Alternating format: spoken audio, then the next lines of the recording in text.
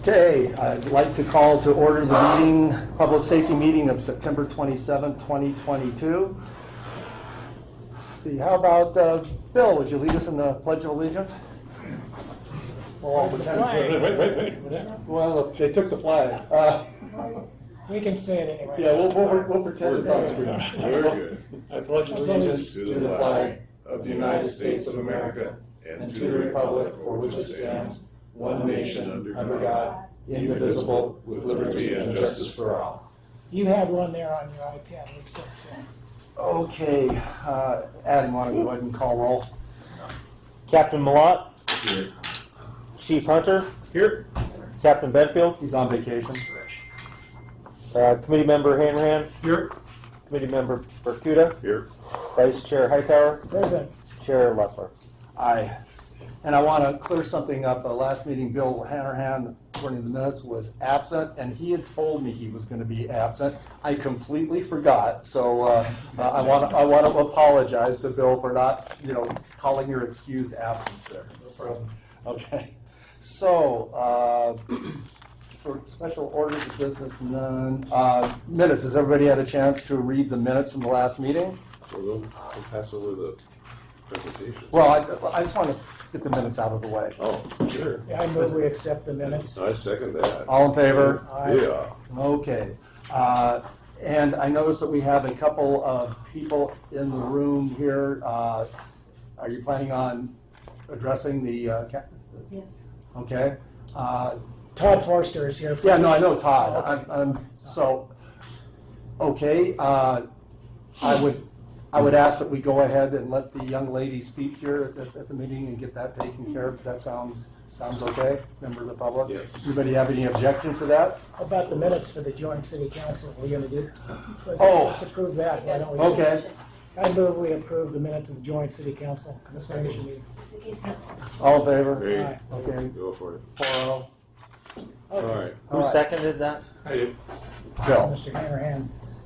Okay, young lady. Let me introduce her. Oh, I didn't know she was with you, Bill. I mean, Bill, Nick, It's Bill I'm sorry. and Nick. Okay, go ahead. You're Rick. Oh, Let did you want to address her concern first? I Yeah. think he was going to announce me, right? am. Oh, well, the member of the public, I want to have her, Sure. so she doesn't have to stay the whole, I think it's only going to be 3 minutes, so. 3 minutes? Yeah, that's all you have to speak, I'm sorry. That isn't what I was told. Who told you? Engineering, building, maintenance told me to come to this meeting and get it all off my chest. In 3 minutes. He didn't say 3 Building and minutes. maintenance, So, okay, what we're talking, I believe what you're here for is item 4B, presentation by Public Works Department staff on the city's mobility and complete streets element, bicycle and pedestrian master plan and transportation engineering project related to bicycles and e-bicycles. No e-bikes. Say something about it, but Okay. Are you here to speak on something on the agenda? I don't even know what's on the agenda. Oh, here. Okay. Pass that to her. Yeah. You know, There you go. Very comfortable.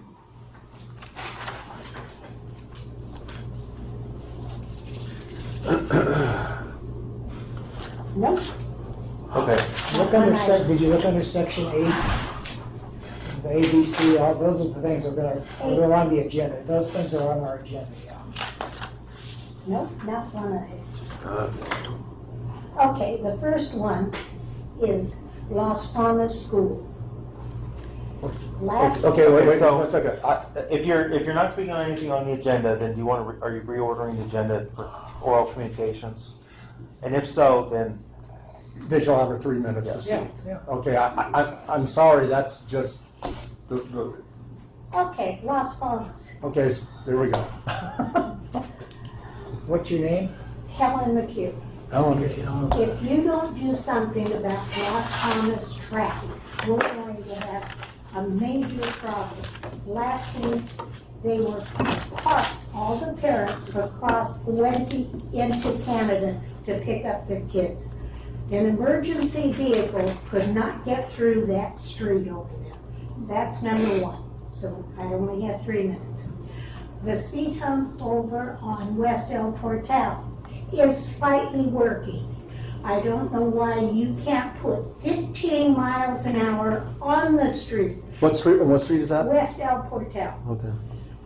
The signs are blocked by the big RVs, 15 miles an hour. Put it on the street where it's visible. Then the second thing on the speed humps, the middle one isn't even marked. When we had the slight rain, you don't even know there's a speed hump there.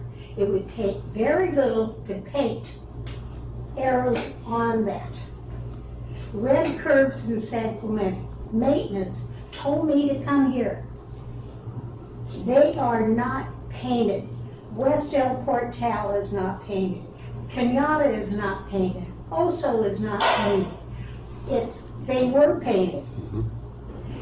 The city has let them go to pot. You don't even notice them. People are parking in there, especially on Oso and Del Puente. It blocks the traffic. People can't see, especially when the kids are there. There is no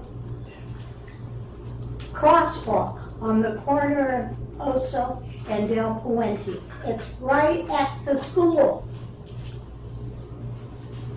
It should be yellow crosswalk there. There's no crosswalk at Puente and Del Puente and Canada. All these things are necessary for the safety of not only the kids, but the adults who are walking their kids to school. There is no handicap drop box for post office. There used to be one on the backside.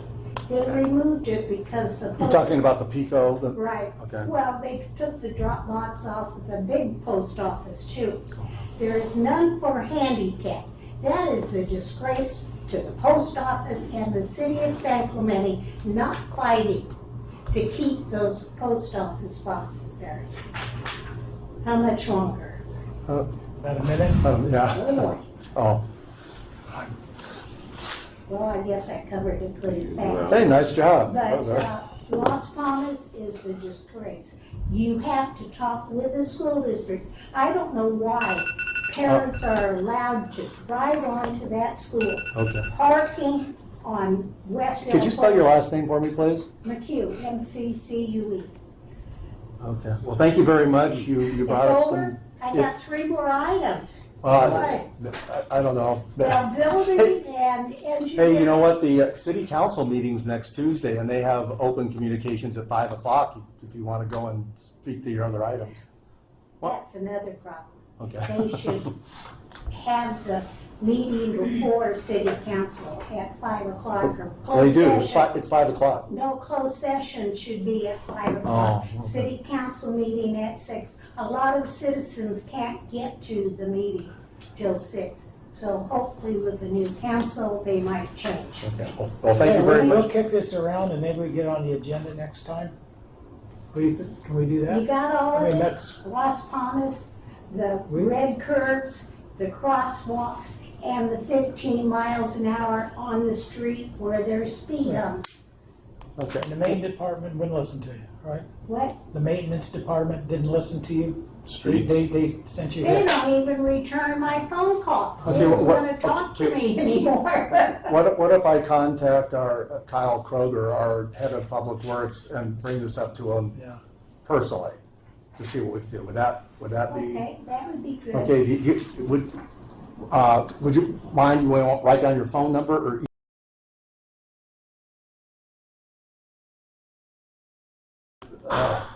Easy. Well, yeah. Okay. No, We'll I- redact that. I would move for privacy purposes that be struck from the record. Yeah. When you go back to the recording, could you?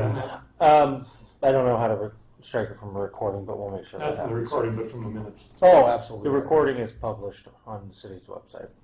So maybe we can figure out Well, how to We'll overdub do the last something numbers. to- Okay. All right. Okay, was this the right place to bring up? It's a good place to start. Yes. Because engineering has ignored me. We're not going to ignore you, Ms. McHugh. since there was a traffic engineer that quit him, oh, that was a mess. No one answers the phone there. Well, okay, well, with that, we have to move on in our agenda. I appreciate your concerns, and I will contact Mr. Kroger, and I will get back to you personally and let you know what's going on. How about that? Okay, and what is your name? Rick Loeffler, Loeffler. First name is Rick.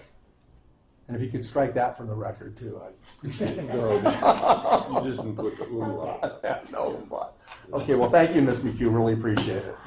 Okay, now back I'll on follow up. track for our, Thank you. now you can make your introduction. I want to introduce Jill Moran. She's a supervisor with the Coastal Animal Services Authority, or CASA. It's a joint powers authority between the cities of San Clemente and Dana Point for animal services. Jill's a Orange County resident and a graduate of UCLA with a double major of religion and history. Jill's been associated with CASA for the last 23 years. Doing a hell of a job. Wow. That's the sort of one. Thank you, Jill. Well, thank you for having me. I think this may be the first time in 23 years that I've been here with the safety committee. I was going to just talk a little bit about our agency. I know some of you know what we do, and we work closely with OCSD. We work closely with fire, lifeguards. Some of you may not know what we do, what Coastal Animal Services Authority is. As Nick said, we are a joint powers authority. So we've got one council member from San Clemente, one council member from Dana Point, and that is our board. Our very wonderful volunteer group, Pet Project Foundation, also puts money to the shelter. So just real quickly, a little bit about me. I came from Ohio when I was 19, out to Hollywood, ended up at UCLA with that studied religion and history major. Tried a couple things before I got into animal control. They were really needing teachers in LA at the time. Started with that. That wasn't my cup of tea. I got my administrator license for residential care facility for the elderly, a little bit closer, but it wasn't until I discovered animal control that really felt right. When I was little, I used to patch up my cat's little birds that she would bring back, or chipmunks, and then my detective agency would be looking for the other culprits in the neighborhood. So I've been here with Coastal Animal Services for 22 years, and I have had the good fortune to work with some of the best in the field. It's a relatively new field, animal control, and really took a turn for the better when Animal Planet started showing Animal Cops, Animal Precinct. It really brought a new awareness to animal cruelty and law enforcement. So we don't only do law enforcement, though. We work with so many amazing behaviorists at the top of their field, prosecutors. We now have a dedicated prosecutor for animal cruelty in Orange County that we've been working with. Again, multiple agencies we work with. Any emergency agency, we go out for car crashes that may involve an animal, fires where there's animals in the home. If there's a suicide or a death, we're called out to assist. Obviously, we do cruelty cases. It's not all that we do. We work with so many agencies. This is California Animal Control Directors Association, American Humane Association, Humane Society of the United States, SPCA. I've got the good fortune, again, of having many classes and many experiences with these seasoned professionals, not only for the cruelty cases. I was lucky enough to work the rescues after Hurricane Katrina, work the fires, the Julian and Malibu fires. HSUS paid for our lodging stay. You may not know many of us at the shelter. We're a small group. There's only 12 of us. And since I've been around in 1998, we've got a group of really dedicated professionals that have, this has been an experiment. This agency has been an experiment since 1998, and it's really coming together nicely. Again, just as both cities are part of CASA, CASA has two fields to it, the enforcement side and the sheltering side. As you know, it's the people that make up all the difference having this seasoned team of professionals. We went through our share of policies, general managers, different board members, finally really getting it down. I hurt my leg when I initially started back in 98, 2000, so I was able to learn all sides of animal control, the enforcement and the sheltering side. And this was for another presentation, so I'll just go through a few of these things here. So we not only work with San Clemente and Dana Point municipal codes, we enforce them with administrative citations. We also do all of California state codes, felony and misdemeanor codes. Some of the penal codes we enforce, we're not peace officers, but we have the powers of arrest and search and seizure as a police officer, which is why we're able to do the felony and misdemeanor animal cruelty, vicious dog cases. Our penal codes, our vehicle codes, if you're transporting your dog improperly in the back of your truck, civil codes, we're constantly in court for dog bite cases, dog versus dog cases. We handle fish and game codes. Our fishermen who have in the past maybe mutilated pelicans because they're coming after their catch. Food and ag codes, that's where all of our vicious dog guidelines come from. Not only do we need to know the law enforcement side of it, search and seizure, warrants, courtroom demeanor, but we also need to know animal handling in addition to human handling. Not only animal handling, but animal medicine, vaccine protocols, zoonotic diseases. We need to be able to evaluate the animal when we're out on a welfare check or a cruelty case.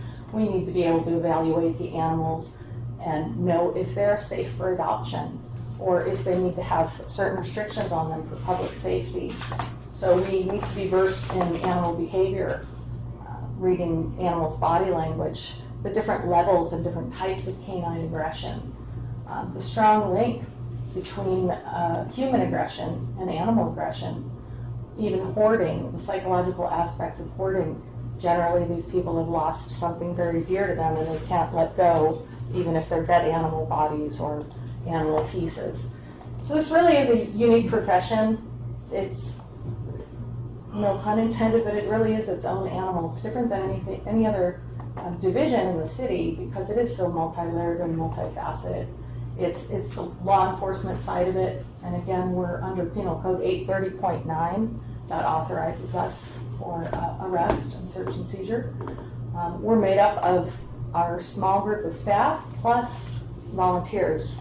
Generally, they're going through the Pet Project Foundation protocol to become a volunteer, and they can work at the front office, they can work with cats, dogs, or rabbits.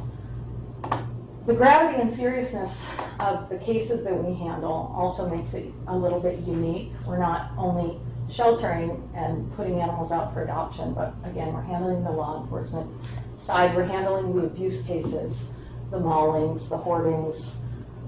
Many a night we've been at the shelter trying to take care of 39 seized Pomeranians from a hoarding case, that 39 sick puppies, or 29 cats that we pulled out of a San Clemente residence because the coworker could smell the problem on her neighbor. That's how we were called into that. We've done, sadly, bestiality cases here, even maulings. Just had a woman with over 500 staples from her her own dog attacking her. Was it a pit bull? It was, yeah. Fire was called out, and they even had to hose the animal to get that one in control. We had to use a tranquilizer gun and put that poor animal out of its misery. So you can imagine it's highly emotional, and it's not just the owners of the dogs that are emotional or owners of the pets, it's the victims. It's the rescues we work with. The courts are very hungry for meaningful cases. There's controversy within the industry. There's a no-kill philosophy versus, pro-humane philosophy, and all of us as public safety agents know how we have to weigh public safety versus just saving an animal at all costs. We have a really great amount of risk and liability in our field, obviously with the dog bites. I've got 8 sutures from dogs busting out of a glass window. I think I've got another 4 here from a cat that was trapped in a poor guy's home that had dementia. It was trapped in there for several days. So it really is a unique profession, and it's right here in your backyard, and we're serving San Clemente and Dana Point. That's pretty much it for that presentation. Can I ask a question, Jennifer? Yeah, my name's Jill, but sure you Jill? may. We changed. Oh, you changed it? We changed. No, she didn't change it, it's changed on the agenda. Oh, I'm sorry. Jill. I just, yes, I changed my name. So, I you didn't want my phone number going out to the public. definitely don't have your phone number. You had a question? Yes. You mentioned your organization. It's not clear entirely to me who you actually work under, who gives you the authority to do the felonies and misdemeanors and so forth. And plus, where does that funding come from? Well, And your authority to do all that. the authority is from the state under Penal Code 830.9. Okay.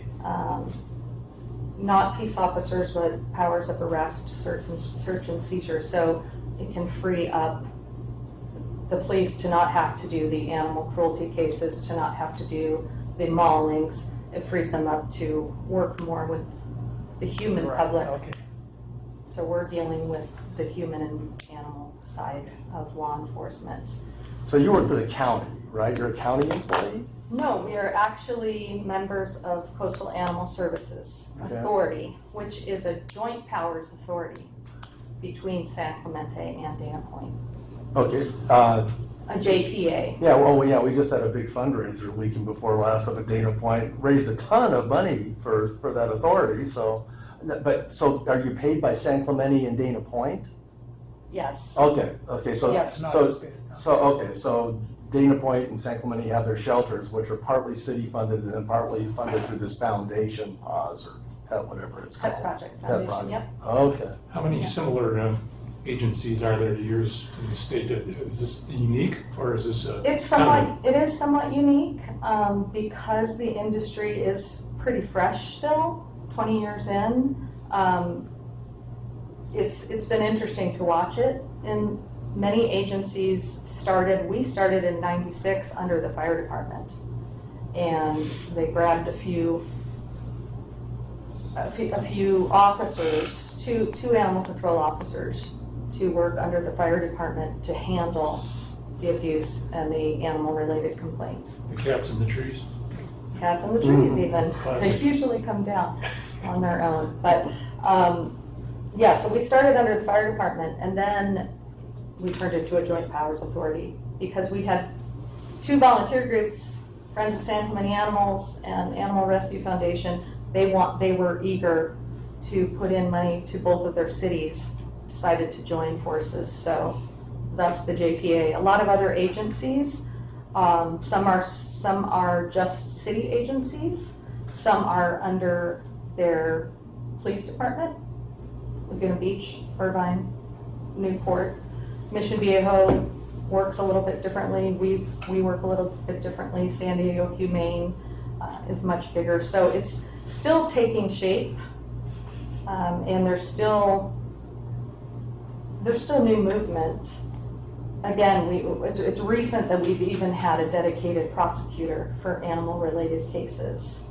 It used to be, your case would just go to any district attorney, and they realized the need for somebody specializing in the animal control world and the animal law enforcement world. So you actually have offices like in San Clemente or Dana Point or somewhere near the shelters? Yeah, we work out of the shelter. Right.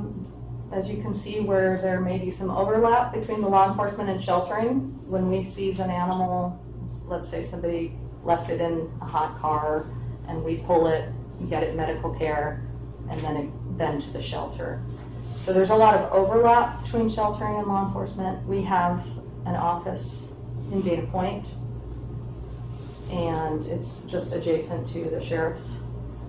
And we work out of the shelter. We did have a San Clemente office too, but the old city hall is no longer functioning. Yeah. How do you relate to disaster planning?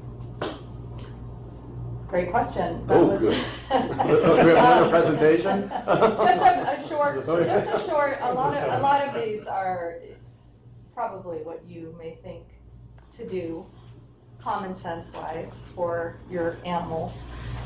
Katrina Shirley showed us a lot about being prepared for animals or being able to take them.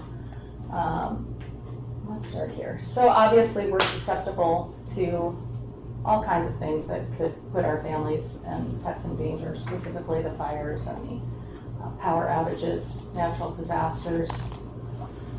So we just put a short presentation together to be ready, make a plan, build a kit, and stay informed. Obviously, you're going to have in mind a pet-friendly place to stay, just as you would with your family. You're going to make arrangements of this happens here, let's meet here. We can stay at your place. We can drive to Utah if we have to. You're going to want to make sure you've got your pet carriers and crates, leashes ready to go. Know who your animal control agency is. Again, we are serving the cities of San Clemente and Dana Point after 20-some years, and there's still people in our communities that didn't realize there was a whole law enforcement sheltering agency right here. So be familiar with that. And there's a picture of us at one of our events. There's our shelter up on the hill. So have a plan. Microchipping your pet is one of the first places to start. It's the permanent ID. It's just injected with a needle between the shoulder blades. Do the shelters do that?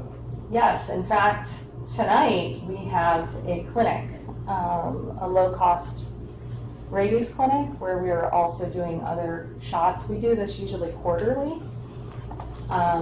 There's also microchipping there for a reduced fee.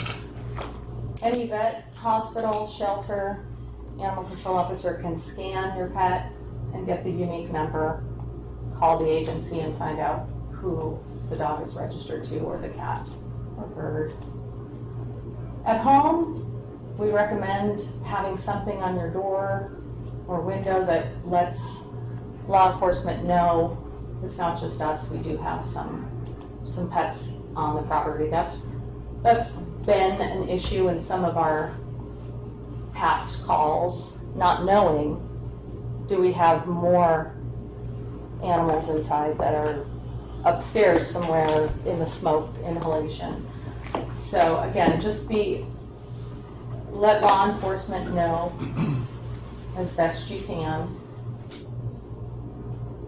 in advance, and then make sure you've got backup, leashes, crates, anything you might need for a long few days. This is your go kit, just like you would do with a human. You don't want to forget to have basic first aid supplies for your pet, their food and water, medical records if you can, and any medication that they may need. Also have an emergency contact or a vet contact in case something happens to you that is with your animal and their items, that somebody will know who to call.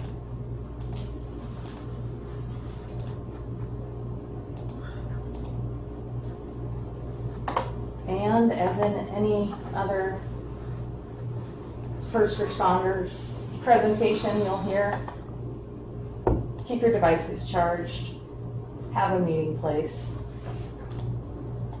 and stay abreast of the situation. And that's all I have for you today. Super. So the citizens contact you directly, or are you dispatched just like any other law enforcement service? We are contacted both ways. The public can call our shelter and lodge either a complaint, this neighbor consistently lets their dog off leash and it has attacked 4 other animals in the neighborhood, or incessant barking, or somebody's not cleaning up, or they hear sounds of punching or hitting or kicking and screaming, or there may be a hoarding situation. So the public can either call the shelter. When the shelter is closed, we reference the non-emergency line. Obviously, if there's an emergency, hopefully they know to call 911, but they will be referred to a non-emergency line. So barking dogs, they could call you independently of calling law enforcement then?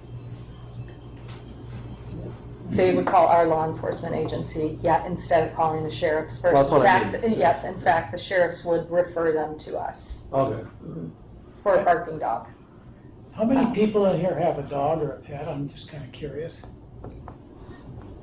Okay, then you know, and the reason I said that is because I just got back from visiting my children over in Henderson. They just lost 2 dogs. They got new dogs now.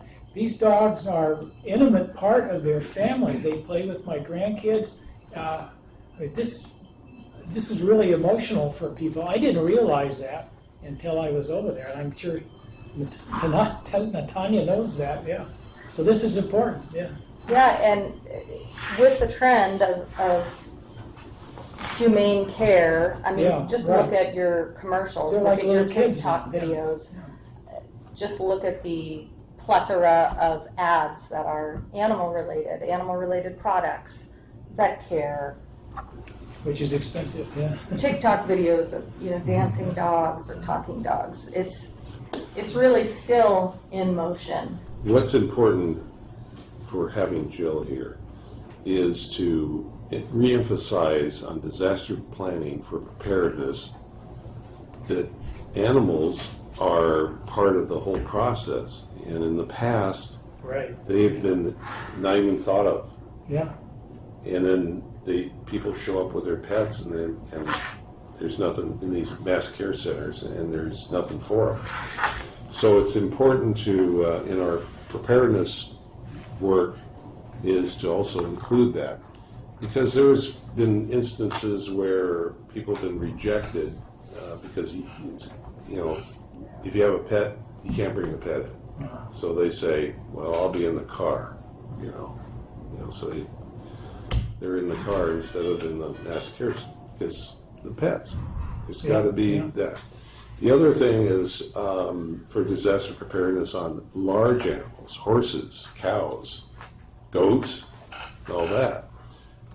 Get prepared for that. Get your critter haulers together, right? Aim in the right direction. Those type of things. So there's a lot of preparation there that's out there, but you got to know where to get it. And what we're doing is we're forcing the issue of inclusion of the animals in this whole preparedness game. And that trend is starting to change. You will see HSUS right there alongside Is it, can you the hear Red it? Cross No, I thought that's now, my hearing aid. Mm-hmm. to make sure that those people that brought their pets have a place to stay or have Right. supplies for the vets. And we've got the resources here. Katrina, stuff. the pets that made it were the people that had the foresight and wherewithal, and you can't blame them, they didn't know the levee was going to break, but they had a large supply of food and water set up that was able to last for a couple weeks for us to come get the pets. And meds too. That's the other one. Is if you're beloved animal is on meds, you know, and you don't prepare for that with a go bag or whatever, you know, it's going to suffer. Where do you draw the line though on pets? Fish, horses, dogs, cats? I mean, can't take care of them all, probably. Good if you wanted to, but you got to prepare for it. Yeah. You know, what do you want to? What's most important for you? You know. So, anyway, thank you so much. Appreciate your time on that. Having us, Nick. Good information. You can stick around if you want, or you can leave. It's up to you. Take Stick the around cats till out I of get a call. Yeah, it's nice to know that you guys, I always thought that the county responded, you know, so you guys. Thank you assuming very you're not- much. Thank you, Ms. McHugh, I will be contacting you. Thank you. If you're not busy, I mean, obviously, but the response time's gotta be pretty quick usually if you have, a major issue with an animal. Yeah, we only have 4 officers. We have 2 full-time, 2 part-time. We're available generally from 7 to 7, sometimes earlier, sometimes longer, depending on the season. And available, there's an officer for On-call. on-call emergencies. That's awesome. What do you do with the rattlesnakes that people put in buckets? How far away do you take them? Far enough. Okay. Now, you also pick up skunks? We do injured wildlife, not just nuisance wildlife.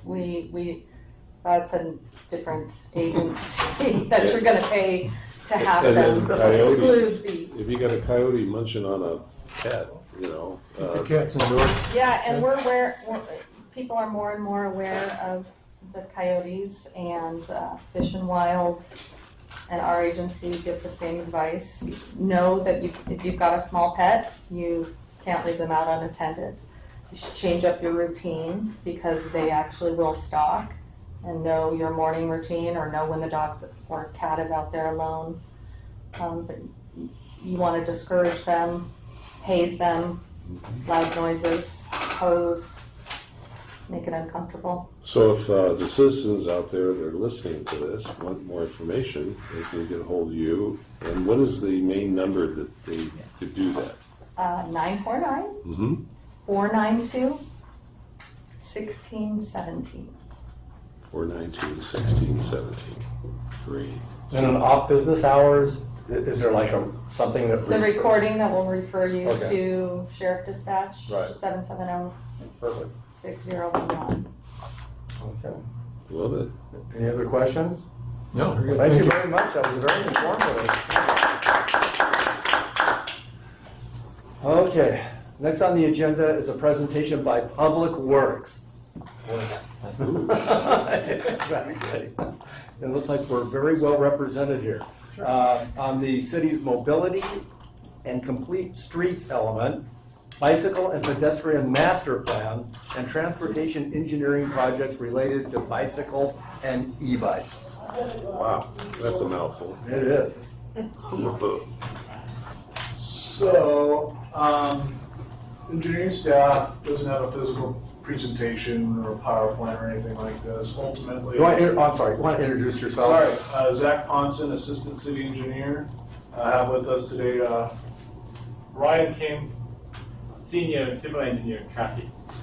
So, what we were hoping to do today is at least answer any questions you may have. Ultimately, the question today is about e-bikes, it's my understanding. The city doesn't have an e-bike master plan, we have a bicycle and pedestrian master plan.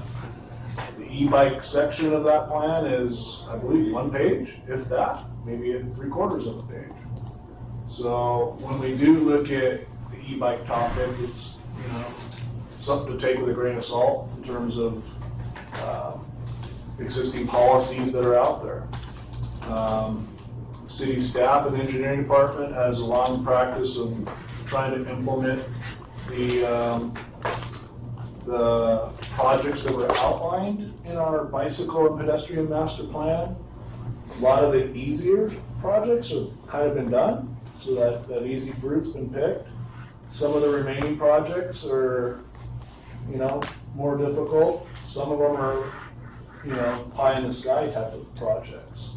For example, putting a class 2 tunnel underneath the freeway within the flood control channel is not something, that's gonna happen quickly. Projects like that take major regional and county approvals and Caltrans and things that would take, many, many years. Has somebody approached you from a e-bike point of view to do that? Put that tunnel in under over there? No, it's just 'Cause I've listed in heard our that- bicycle and master plan to have it as a route in the future for consideration. So our master plan lists Pico, for example, Right. as, a class 2 from, all, for the whole limits of it, but with an option of doing class 1 for certain sections. Class 1 being a fully detached off-road path. And so, something to consideration, taking into consideration on these bicycle master plan though, is if you have a class 1 along the side of a road that has a class 2, there's very well potential that we could be saying there is no e-bikes even allowed on that class 1. Because do you want them going 28 miles an hour next to a jogger or a kid in a stroller? Whereas the class 2 in the street is more that route that could potentially be a thing for the e-bikes. And you may have to start looking at our separated bike lanes and saying, do we really want them in there? So we have El Camino Real with a class 1 somewhat separated, it's kind of a class 4, class 1, separated bike lane down there. Should e-bikes be in there or should they be in the class 2 that's on the street? That's something that the city has not, taken into consideration yet with this, explosion of e-bikes. Do you know, because the city looked in the master plan to put bike lanes wherever practical throughout the city, has that been pretty much completed, or are there still areas that we're still looking at? When we do our streets, each year we come up with a list of 20, 30 streets that we're gonna do those years. And we are also, while we do those, we also look at our complaint history on streets. And I'm gonna point to an example of Pedriza out in the Talega area. So when we were getting ready to pave that street, we looked through, saw complaints of speeding on it, had a petition from the neighborhood to slow people down on Pedriza. We looked at the bicycle master plan. There's no bike lane shown to be proposed on there, but we put one in because that also helped narrow the lanes, the travel lanes, which would also slow down people down. Yeah. And so when we look at streets and projects, we look at what can we do to help traffic calming. And a lot of times it's narrowing those lanes, putting in edge striping on the sides, and when possible, adding a bike lane. There's not a lot of streets with right-of-way out there that allow for a bike lane. So the bicycle master plan did a pretty good job and was pretty thorough in terms of the streets they were identifying as potential to get bike lanes. And in most cases, you're looking at a class 2, which is just a buffered lane on the side of the road, like Pico right now. Some of the projects we're currently working on is Pico. There's 2 phases, one from the freeway to Frontera / Presidio. That we're looking at a class 2 bike lane in each direction. So that goes by the high school then? That'll be in And front of boy, the they high need that. school. Yeah. And so one of the big things with that though is obviously if you drive it, there is no right of way to do this. Yeah. So we are looking at a potential that'll show up in front of Planning Commission and City Council. Could you lose a westbound lane and go from 4 lanes to 3? Could we afford to do that? So that's one of the studies that we're actually looking at right now as we speak. Is do we have the room to squeeze in that class 2 bike lane? There's another option to still keep the 4th lane in there, but it would mean going into that landscape buffer to the north side. A lot of utilities, lack of right of way, need easements from the HOAs, where do the utilities go, because certain cabinets can't go below ground, have to be above ground. There's a lot of issues with Pico. It's not an easy one. So if it was, it would have been done by now, type of thing. I've seen, I think, a sign here in town somewhere where the bike can use the full lane. Is that part of the general plan too? So that's part of, correct me if I'm wrong, my expert, so correct me if I'm wrong. When you have what's called a class 3, it's often sharrows in the lane or signage that'll say the bike may use the entire lane. So at high speeds, higher 35 and up, you kind of don't have the sharrows. You don't have the lanes on the street. It's just a sign saying bikes may use the entire lane. And so that's what you have right now, I believe, in front of the high school in several areas of the city. And so that's what you're using on those higher speed roads. A good example of this is one of the other ones we're looking at right now is Del Cerro. Avenida Del Cerro, we're looking at a bike lane all on the uphill side because there's room for it, but on the downhill side you don't put them in because they don't need a lane because they could be traveling as fast as the car. So the downhill side will have bikes may use the whole road. The uphill side will have a bike lane. Is the speed limit on Del Cerro now? Is it 30 or 35? I'm blanking on the speed on that. It's a speed trap for sure, because everybody drives 50. It is very hard to go down that hill at 35. Yeah, but I think that's what the speed, maybe it's 40 now. 35, 40. Especially down towards the bottom, it might differ from the sloped portion versus the uphill Oh, portion. yeah, I think it by does, the I think it apartments. does change. So Okay. it might vary throughout the section, but one of our upcoming paving projects in the spring will be that, to get that bike lane going up the hill and better signage down the hill. So those are the things, at least from a bicycle standpoint, that we're looking at. And, before I forget, the second part of Pico is gonna be from Presidio to this intersection at Veracruz. We're looking at a class 1 separated off-road lane, literally on the side of the road, on the side of the hill. So where the school is? No, from here to Frontera, Presidio. Oh, okay. Yeah, all So right. that would be, you'd still keep a class 2 on the street, but there's potential to put a class 1 off the street on the north side of Pico. So we have to get an easement for it. It removes several trees and a scenic corridor. There's a lot of different issues with trying to squeeze that one in also.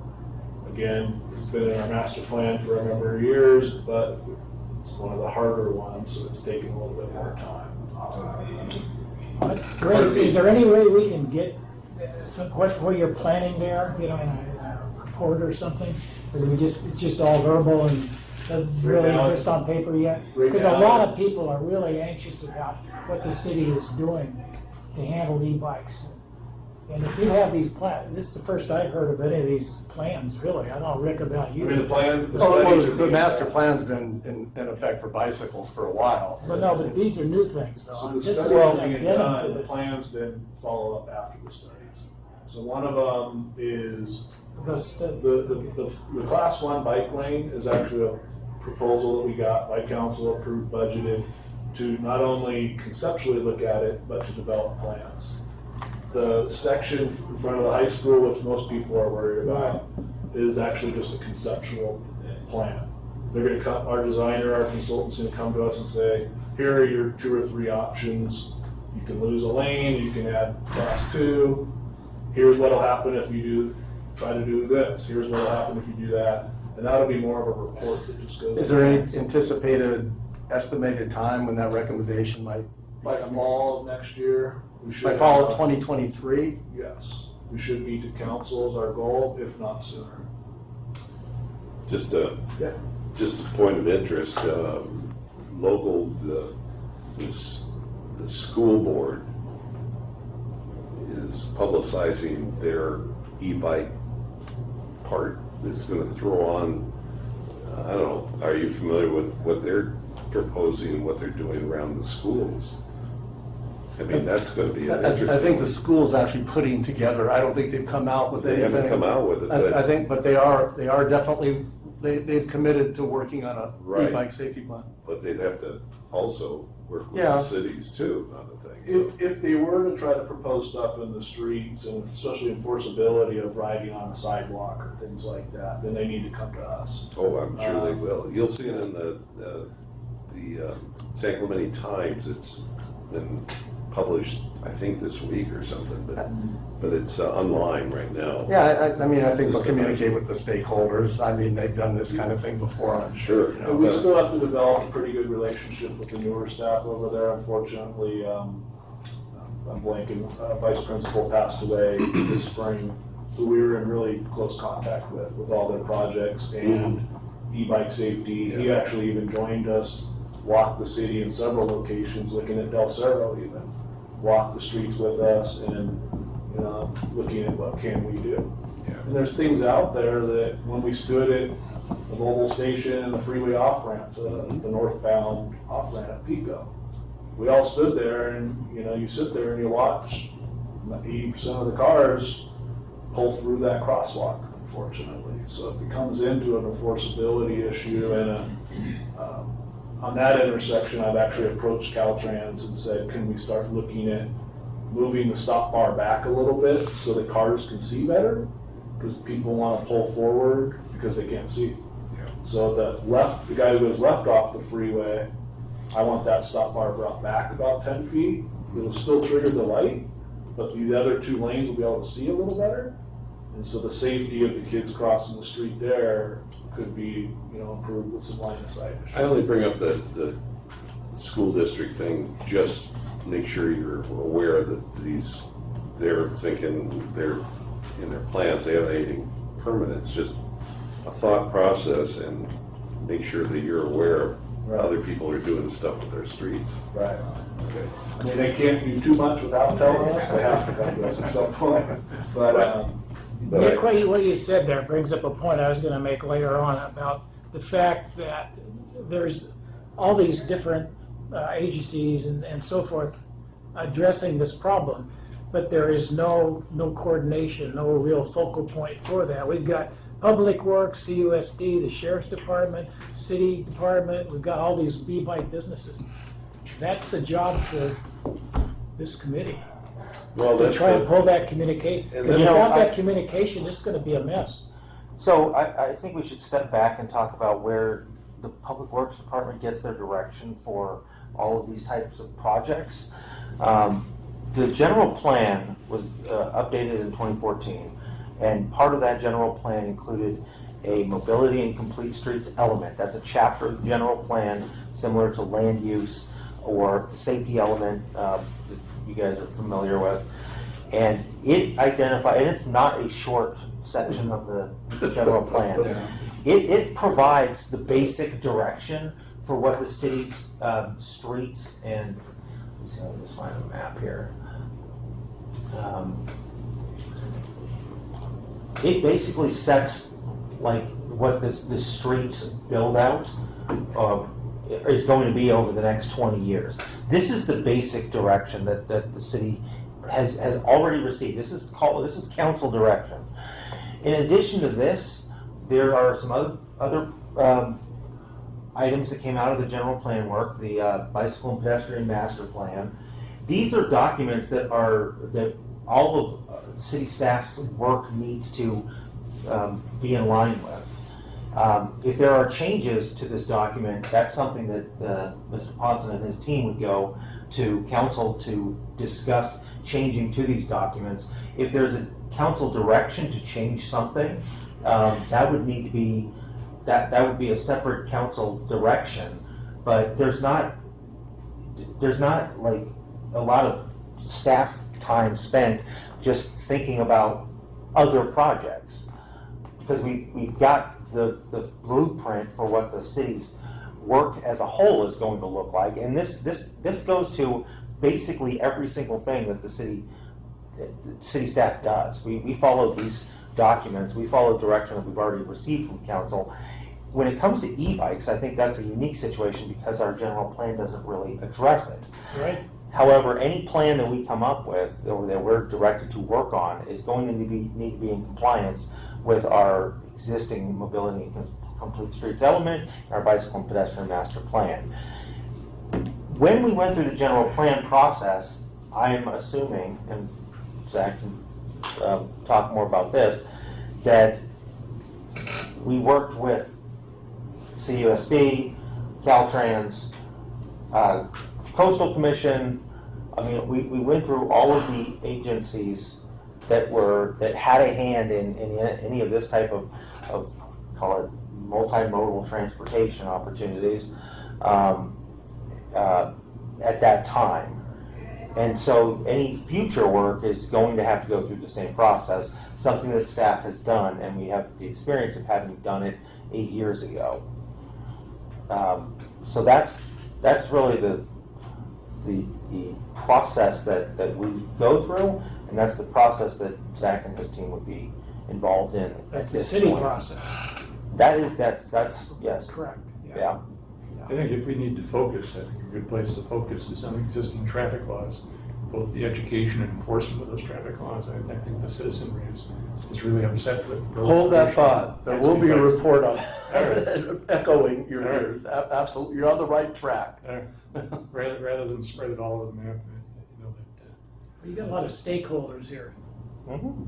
You know, parents, kids, businesses. It's more than the city, really. The city needs to bring those people into, and we'll get more into that when we get around to it. Yeah. If there's those more specific questions, as long as we have Zach here, I'd like to go off topic for just a second.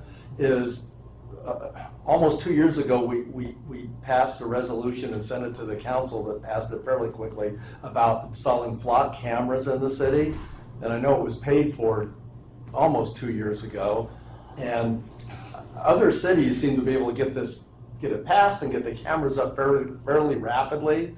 And San Clemente has been slow to get those cameras installed. Can you give us any update on what's happening with that? Because we've been told it's imminent for almost a year. So I've come into this just recently, so I could have Adam correct me if I'm wrong, or Jennifer Savage upstairs correct me if I'm wrong. But we have a contract for 15 locations citywide, mostly at entry points, that Flock has given us their recommendations for poles. Ryan and myself went through their recommendations, and they didn't want them on Caltrans poles. They don't want them on SDG&E poles. Although half the stuff they gave us actually was on Caltrans poles and SDG&E poles. So we had to revise their submittal and look at different locations, and in many cases move them down a couple of poles. So so we've gone through those designs, those 15 sites. I believe we're waiting on Flock to give us a final okay of that, and we prep some encroachment permits to get that stuff out and get that work started. My understanding with Jennifer Savage upstairs, though, that she's got to modify the contract because we're going to add 6 more near Maxburg Park, and staff's been directed to kind of put those on a rush, potentially even before the other 15. And so we've designed the Maxburg Park layout also, so that the rear ends of cars can get monitored entering or leaving that location. So I can't speak for the past 2 years of it. I can only speak for the last several months. We do see the council wants that out there. So, Yeah, I think it should be a priority, especially with some of the issues we've had and burglaries in the area where we probably could have utilized them for at least building some kind of case, when your car leaves and we've got nothing. So it would be nice if we prioritized it. I think it's amazing that Maxburg Park thing came up, a couple of months ago, and we're going to get those cameras up before the ones that were removed 2 years ago. Well, they might not go up first, but at least around the time. Sure that the contract gets finalized. Well, that shows you how it can be done, and what most other cities do. Within 6 months, they're up. The other problem that we got is in Maxburg Park, that's all city poles. Yeah, What we're talking about is these entries, exits with Caltrans. let's put up our own poles. Well, in many cases, they will be adding their own poles, just because they couldn't figure out a way to get what they wanted to see. What's hurrying up also Maxburg is the fact we already have a contract written and agreed upon, so it's just an amendment Really? to it. Okay. So Yeah. So it's not as hard to start from scratch when you're already 80-90% done. type of Yeah. thing.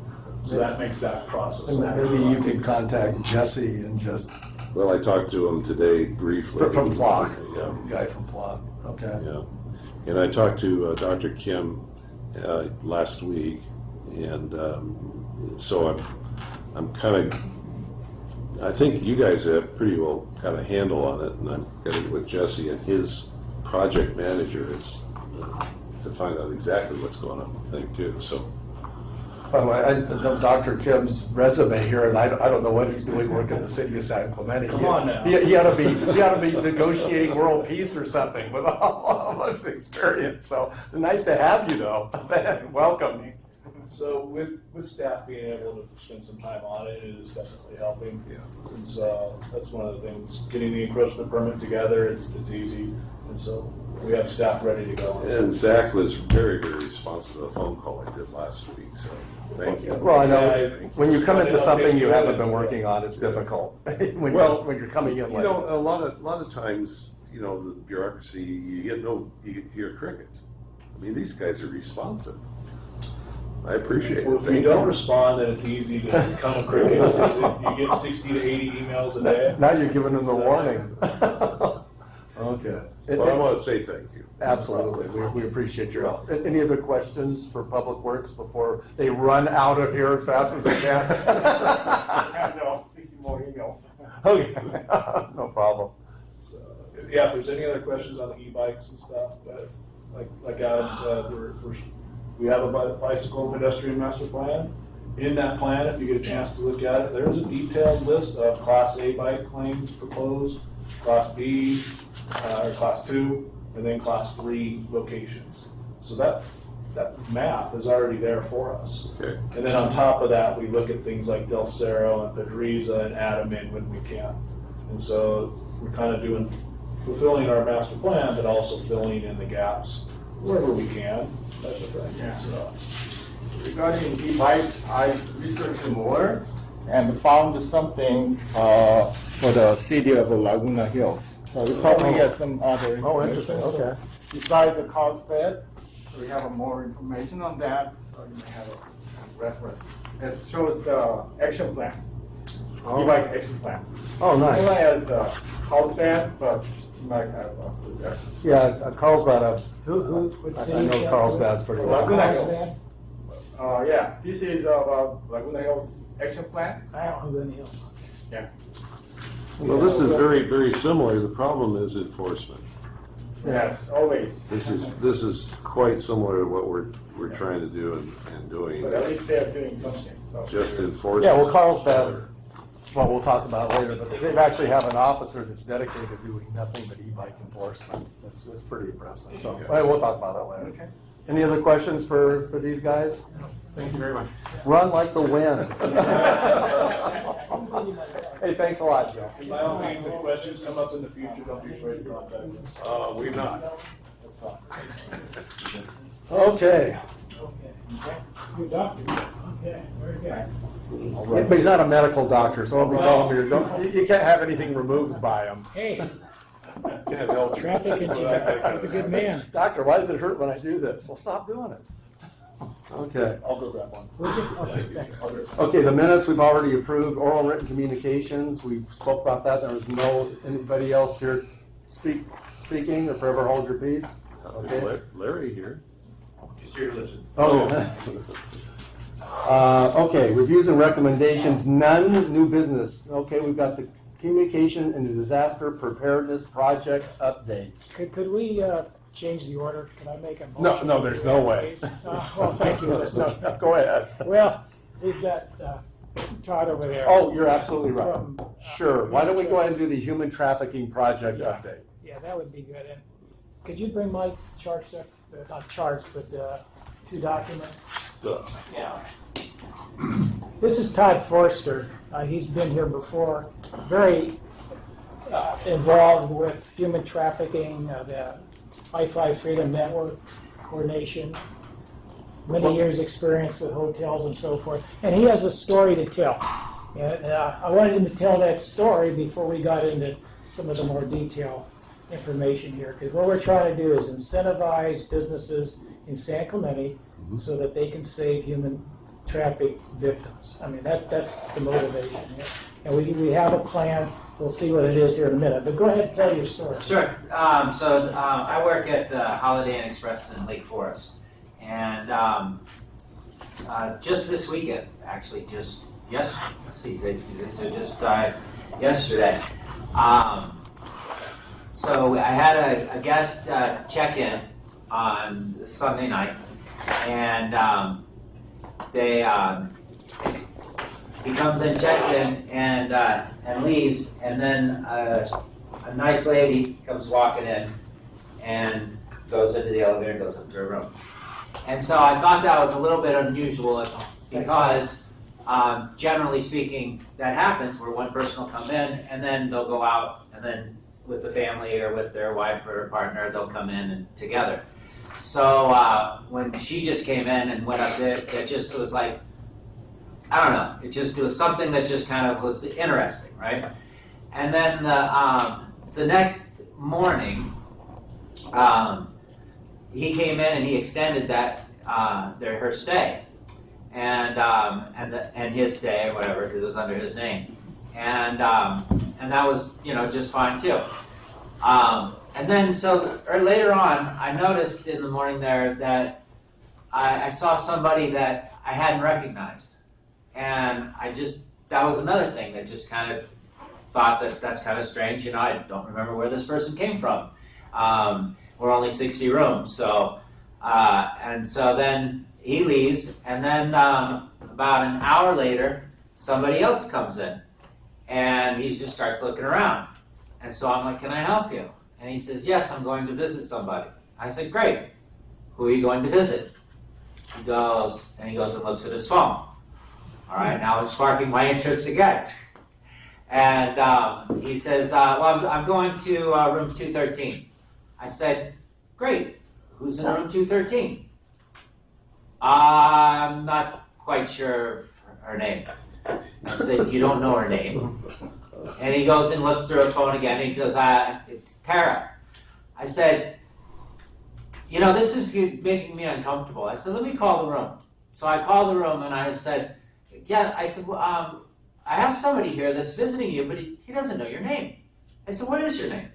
And she says, "Well, I'm Emily." I said, "Well, Emily, Joel, who was the one that checked in," I said, "he didn't tell me that you were staying with him." I said, "If you're going to have visitors, could you please come down to the front desk and give me ID and I'll get Joel and we'll have Joel call him so that I can add you to the reservation." And she says, "Sure." Meanwhile, this guy is like, "So are you going to let me go up?" And I'm like, "No. In fact, I'd like to ask you to leave." And he says, "Why?" I said, "Because you don't know why you're here, or at least you can't tell me why you're here." And he says, "Well, it's private." I said, "Well, that doesn't matter." I said, "What's your name?" And he goes, and I'm like, "You do know your name, right?" And he goes, "Derek." I said, "Well, Derek, can I see ID from you?" This whole time as I'm going through this, I'm thinking he's going to run away, actually. I'm thinking that she's not going to come down and she's just going to leave. But none of this really happened like that, and it was a little shocking to me. He walked out, and she came down and did show me ID. Joel said that she could be on the reservation, so I added her to the reservation.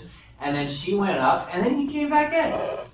And I'm like, "Derek, what are you doing?" He goes, "Well, everything's fine now, right?" I said, "No, everything is not fine now. You came into this property not knowing who you were going to see. You need to leave the property. I'm not comfortable with you being on this property." Now, I don't know exactly, 100%, what was going on.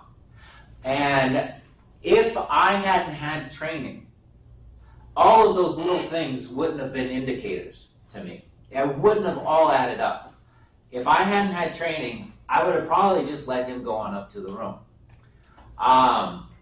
So one of the reasons I bring up that is because part of this that we're getting to, and the final thing of this, is what we call the After Training Implementation Plan, and we call the ATIP. And that is something where we stay in contact also with the hotels. So that if a situation came up like that with somebody that was like, "I don't know, what should I have done?" We can talk to them about that. But in addition, that they would have already had these scenarios type things go through and protections in place. With this whole thing, and talking to Brenda, and then talking to the general manager, is that one thing that we're looking at now is putting up, our elevator isn't key access, and a lot of places are not. In fact, I stayed at a hotel in Manhattan Beach recently, and their hotel was key access, but you didn't need the key to go up. It just went up anyway. And so what we're thinking about doing is putting up a sign right by the elevator that says, for all safety and security purposes, to protect all of our guests, anybody who is not a registered guest, please check in with the front desk. And if not, you know, violators would be considered trespassing. You know, as this whole thing went through, I kept going through these things, you know, with them, thinking again that they were just going to beat feet boogie, you know, they were just going to get out of there. But it didn't happen, and it was a little shocking to me. You know, we've had I think it's kind of like maybe what's going on with the public of even being as brazen as some of them are with even fraud. We've had fraud in our hotel, and even when we bring it up to them, they're like, no, and they're not afraid to get into trouble. They're not afraid really of much, and it's different than what it used to be. So we need to move on. So anyway, I just wanted to finish with that story of the importance of being able to, you know, what could have happened if I had that sign up there is to be able to just say, you know, you don't know why you're here, you're trespassing, and if you come back on property, I will call the police. And I would have had that backed up. But anyway, the same point came about. By the way, with the name you'll always hear is Amber. It's always Amber. Amber. How do you know that? Let me thank Todd. Thank you for that. And Todd will be. He's here because Brenda wasn't here, and Alejandro are back east doing some training for victim protection. At the last meeting, we talked about a flyer for the town hall meeting that Gene, you're going to be involved in. I think big time. And this is the flyer. Can you move it up a little bit? And these are some pictures in here that Rick suggested we get in here to attract more people. If you do more, would you do more, and so forth. Again, the idea is to bring people in from the community, let them know what they can do in the city to fight human trafficking. Yeah. And so, anyway, this is the flyer. We're gonna get this out. The city, Adam, you're gonna put this on the city website under the public service link. I actually emailed Jaden the copy of the old flyer last week, so we'll see. Where's the link to the city website on this page, though? I don't see it. Is it there? It's supposed to be on here. Who's that guy under it invited guests? Okay, well, we might as well give our mayor some attention here. He's but connected really with it, so. invited guests up here. And Gene is going to be really the host for the thing. And Chris will be there, Howard Hart, Mayor of San Capistrano, people from the CSD, Congressman representative, he won't be there, Lori won't be there, but they'll have representatives, and then some investigators, and I'm not sure exactly who they are, but I'm sure they're from the Sheriff's Department. Captain Benfield probably knows them. And over here, then we're going to hear from all these people. Doors open 6:30, program begins at 7, and over at 6:30 there'll be a number of booths and so forth with educational material for the people. So that's the flyer that's going to go out, and I guess we're anticipating quite a few people at the meeting. The next, Adam, the next chart. Okay. This is just, we're trying to organize this so you know what's going to happen, who's going to be there, what order, and so forth. And really, Alejandro Baker is going to be there. I'm going to be out on vacation during this period of time, but we wanted you to see this so you know who's going to be there. And then up a little further, maybe the next page. Okay, and these are the panelists. So it'll be a panelist type thing. Now this, Adam, this I think is important. This is the logistical stuff. What the I-5 Freedom Network tells me they need in the community center. So this is it. And the Capistrano Unified School District, they do want to be able to have PowerPoint presentation there. So we'll need a projector. screen, whatever. I know the last meeting, we said to try and avoid that, but in order to get them there, they said that was a requirement. So we'll need that. So go over this, and then the next thing that is on the plan is on October 7th. We want to get you and the I-5 Freedom Network together with Gene and whoever else down there at the community center and kind of walk through what's going to happen, how it's going to unfold, so there won't be any surprises. So when the guests show up, you'll know who's going to be there, where to sit them, you know, and what to expect. And so this really should, hopefully, with all this planning that's going on behind the scenes, it ought to come off really good. So that's the message on this. So any questions, Adam? 'Cause, you know, you're a key guy in getting that. And Gene, on the 7th there, I think it'd be good for you two to meet the I-5 Freedom. Oh, you know probably Brenda Wells already. Yeah, she'll be there with Alejandra Baker. And then you guys can work it out, how you want to handle the panel and the speakers and so forth. So I think I will bring my 25 students from Criminal Justice 101 to this that night. How good you get out of teaching me. That's awesome. Good thinking. That's two and a quarter an hour that I. But that's a good idea. Yeah, That's yeah. a good idea. Very good. I make more one night teaching than I do the whole freaking month here. No, a year. How old are your students? Are they over 16? They're in college. They're in college. Oh, okay. I mean, why, you think there's a trafficking problem? Well, you would like to have more mature. That's it. Doesn't mean they're mature, but they are college. Well, If you invited city council, that's a pretty good. Yeah, really. I have a question on that before there was talk about not having food or drink. So is it, Oh, yeah. would you like us, the Holiday Inn Lake Forest said that they would donate coffee and chocolate chip cookies if it's. Heck yeah. I think that's a great idea. Heck yeah, sure. Okay. Free? And, you know, when the CUSD did this last year, when they were putting it on, they had, I guess, 80 in attendance. So, yeah, so I mean, 80 plus, however the city promotes it, I bet we have 100 25 people. We'll have 100 people there.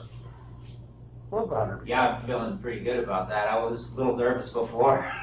But, You built the chocolate chip cookies will have 150. Yeah. Did you get a chance to bring in the stickers and the awards as well?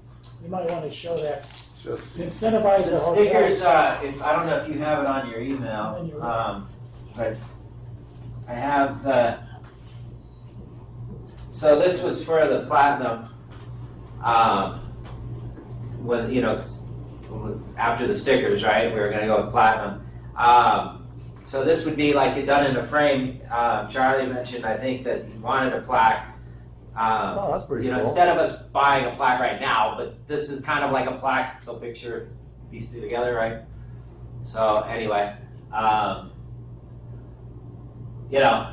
think This will be I think like the what the frame thing hotels works, will be you given know, if they and need a it's less standard expensive, trophy. obviously, but if the plaque is the way you want to go, that's kind of We're going plaque for sure. Yeah, so we have 3 levels of criteria that the hotels adhere to incentivize them. It starts out silver, then gold, and then platinum, and then they'll get one of these to put in the lobby or whatever.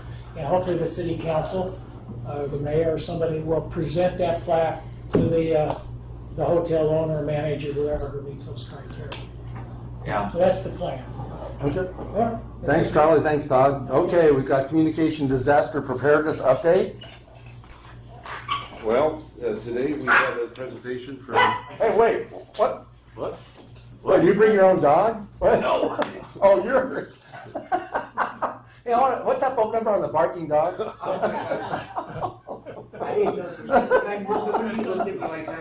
Yeah, really. That's awesome. That's your visual aid. Okay, I'm sorry. All right. Go ahead. Okay, so working. Hopefully, we'll get a little closer to the designated mass care centers or evacuation centers that Kyle is working with me on this thing. Next month, our meeting will have a presentation from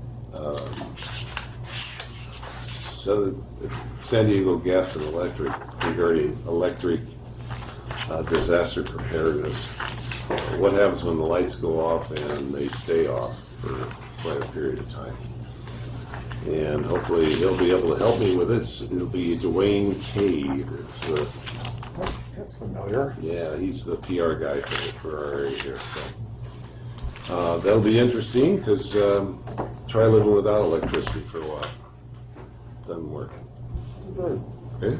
By the way, Dwayne is a trustee of the local water district. Right. So he's an Oh, yeah. elected official as well. Yeah. He mentioned that, and he's also a member of the Chamber of Commerce. Sweet. Okay, legislative review update. I'm going to combine that into the e-traffic thing when we get to that. Neighborhood Watch project update. Well, here we go. There we go. Okay, we're rolling now. Had a meeting with Adam and Talia, and it was the thing that was hanging it up was the city website said join the web, click here, and it said coming soon. And so I think we got what we needed for content on that, and I don't know. So maybe we can get an update from you guys where we are in actually making. It's on the to-do list. Okay, is there any estimated time? Probably 2 weeks from now. 2 weeks from now, so it might, okay. And I'll leapfrog onto that. Nick and I attended, which I'll talk about later too, the Talega burglary town hall. That was very interesting, I'll update you that on closing comments. But I did get a chance to talk to Lisa, who's our OCSD crime analysis, is supposed to help us with the neighborhood watch, and hadn't talked to her about it in like 2 years, and she had no idea who I was, even though we used to chat often. But anyway, she says as soon as we get the city website up and start getting some information in on it, that she will help collate it and do all that good stuff. So it's very, very exciting. So anyway, that's pretty much it for the neighborhood watch. Well, we still need to make sure that we keep active on somebody from the city staff to help. Oh, yeah. Oh, were you talking about besides Lisa? No, besides Lisa, I mean the manager for the program, for the neighborhood watch program. Yeah, on the work plan, it says if there's a city employee, that's the manager of it. Yeah, and yeah. Because without it, this program is gone. When we get I mean, Adam's talked about that numerous times. We haven't exactly figured out what's whose purview that's going to be. Yeah, but we got to keep that. But we will have to have somebody for sure. So a couple months ago, I talked about that person being the new code compliance manager. The reason for that is that we have a geographic assignment area program in the code compliance division, and it ties off kind of nicely with the neighborhood watch program, being that we're talking about geographic areas of the city. The intent here is that the funding that the city council allocated for this was anticipated to be 4 to 6 hours per week of staff time. That sounds reasonable. However, we've never facilitated a neighborhood watch program. Mm-hmm. So if there's a different estimate on how much time would be needed, now is the time to do that, because later item 9A is the fiscal year 23 work plan. Yeah, I know I'm a newcomer to this gig, and I don't want to be a naysayer, so I've been kind of laying in the weeds, but the neighborhood watch thing is a thing of the past.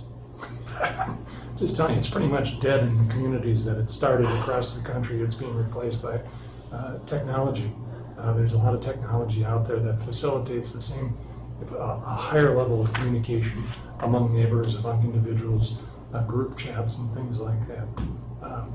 Well, that, But once again, I'm laying low. I understand this is part of the work This plan, na- and it's been in the hopper for quite some time. this But, neighborhood watch is not predicated on meeting in people's houses.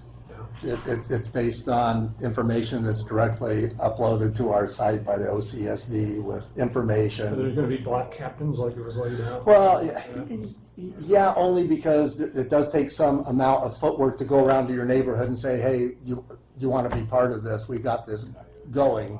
And just to get, we can't rely just on social media to get people to join because we've already tried that. And it does take some amount of footwork, but as far as the actual presentation and disseminating of information, it's all going to be online.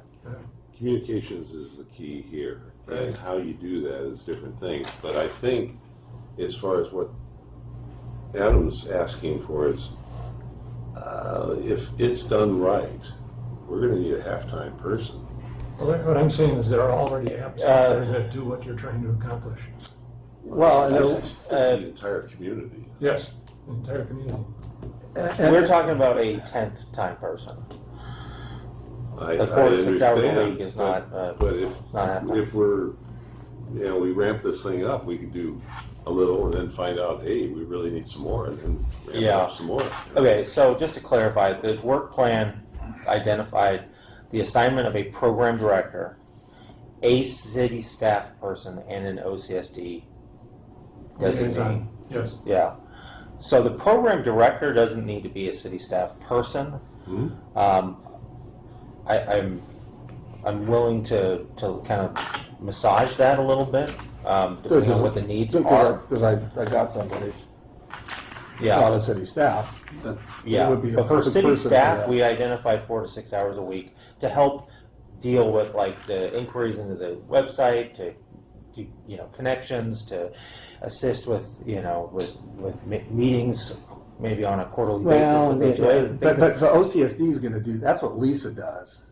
It would be nice to kind of figure out the specific duties that we were looking for city staff to help with. Well, it's mostly going to be taking any info that comes through that website and collating it somehow and Yeah. and getting it to Lisa probably, because she's going to be keeping all the master information. Yeah. Okay. I mean, that doesn't. But you're If we're talking looking about for 52 weeks of 4 to 6 hours, that a does. week. Now, that's like half of a day. That's I don't think the staff person that he's talking about is going to be that burdened by things to do. It doesn't sound that way. That's where I'm going with this. well, Unless there's things that Let they're her do it right. going to be expected to do that I'm not aware of, I'd like to know what that is at some point. Well, there's more than staff required, though. There will be costs associated with this. Where are these? Who's going to fund this? For flyers, for meetings, for Well, you see, It's- there's what are you gonna- there's not flyers anymore. We're doing no flyers, so that's. But there's got to be more than just humans involved. There has to be some funding for something, a meeting place, or There's going to be whatnot. really no meetings unless we have them quarterly at the community center or something, maybe. If OCSD wanted to do something, which they do want to do things like that, but I just don't see where all the money's going. Well, I mean, if there's anything at all, it's not going to be a whole bunch. You got, like, we talk about paper and those type of things, but the city does a lot of that themselves. Here's what I have on my phone right now. Yeah. I didn't prepare a presentation, but this is one such app that has a radar screen on it. Oh, yeah. And citizens can contact, they can post videos of what's occurring. It interfaces with the sheriff's department. It does fire interface with department. OCSD? Yes. In Well, what way? No, it would if people were to call, if they were to engage, if we used this app, it would be available, and it's available in almost every And so if you community. wanted to see a sheriff's video on keeping your home safe in a burglary, No, that would not be the case. No, this is. Okay, so this is that's a what, report. no, I understand, but you see the difference there? This is something that we interact with the OCSD to disseminate specific information and education. And while that's good, there's a lot of different apps where you can look and see what crime is going on in your area. It doesn't interact with the sheriffs.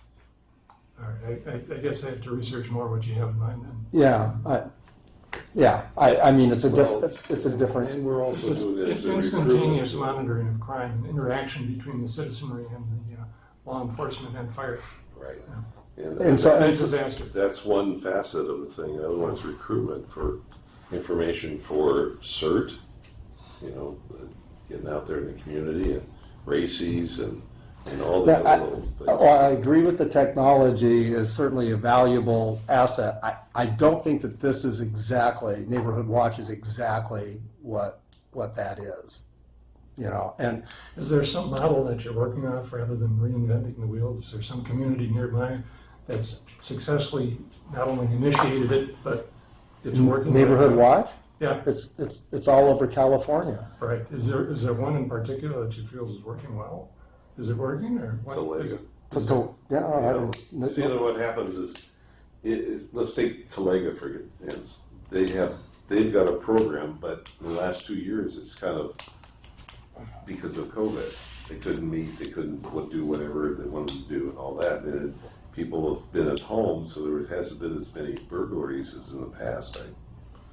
So I guess what I'm asking is there redoing something it now. that measures the effectiveness of this, or is just a time-honored tradition that started back in the 80s, 70s. 70s? Yeah. Well, There may be better ways to do this. I tend to agree with you, that we maybe should spend a little bit of time looking in for some alternative there. The neighborhood watch, the way we've done it. I don't want to throw Yeah. a firebomb. No, but things have changed. I mean, the technology's here, Well, you can use the technology, as a plus on that too. Well, most every community in Orange County has this, but Uh-huh. San Clemente is probably a lot smarter than most of all those other communities. So if you want to make a motion to take off the work plan, make the motion. And we'll just take Neighborhood Watch off of it completely, even though it was directed by the city council. But Gene doesn't mind. They direct us to do something, we can say it's not important. No, I just was No, suggesting.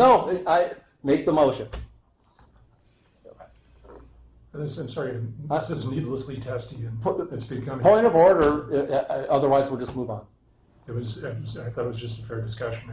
I didn't see Yeah, it. It is. But once again, I apologize because I am late joining the game here. I know that you guys put a lot of work into this. I just have to do my homework and recognize the utility of it. My view is different than yours. All right, move on. Can we move on? Yeah. Okay. Move on. Traffic and e-bike safety project update. Okay. So, this is probably the biggest thing we're working on right now as far as importance and expedience, I think, as far as the community is concerned, certainly. And so we're addressing this. The Capistrano Valley School District, or Capistrano, is it Unified School Unified District, has come out and they have said that they're going to put together a e-bike safety program. They have committed to that. What that exactly means, we don't know 100%, but they are committed to doing it, which is going to be extremely helpful because that's one of the prongs of the fork here. Also handed out a legislation was just signed by Newsom last month that says, and it's very specific, that the CHP shall institute a safety program with rules of the road and natural driving safety, and they shall also work with stakeholders, which I believe probably means once they get this whatever they put together, they're going to share it with the schools. I think that's the other stakeholders. And I'm sure the schools will be thrilled to have somebody else put this safety program together, somebody who's experienced in doing these kind of things. I didn't see any budget that was attached to that. It's unfunded mandate. No, but if you go and if you research this on Bill Tracker, Right. you can see where it is. This is just a synopsis of the thing. So, going forward also, last city council meeting, I was asked to give an update on e-bike research. And we do have one, and I'll have to read through this for Laguna, Niguel, or whatever they have. City of Carlsbad declared an e-bike emergency in the spring when they had an e-bike death. And one reason they declared a state of emergency is because it got them somehow some immediate grant money to do something with the problem. So they started off with a three-prong approach. The first approach was enforce all laws, which seemed to be the simplest one to start with. Bicycles, e-bikes or bicycles. Bicycles are still under every vehicle code law. So they started hitting the e-bike laws, and the ones that they hit predominantly were helmets, because that seemed to be one that wasn't being addressed. Texting while you're riding a bicycle, and or passengers riding on e-bikes, not on seats that were supposed to be for e-bikes, for 4 people and all this good stuff. So that's what they started hitting predominantly around schools, parks, and whatever, and it did have an immediate effect on those violations. Now, the next thing they put into effect was a education program that they came up with themselves that was disseminated to the schools. And then they came up with the third thing was a diversion program. And so the way this worked was, so you stop little Johnny, he's not wearing his helmet. So the first thing to do is they call the parent.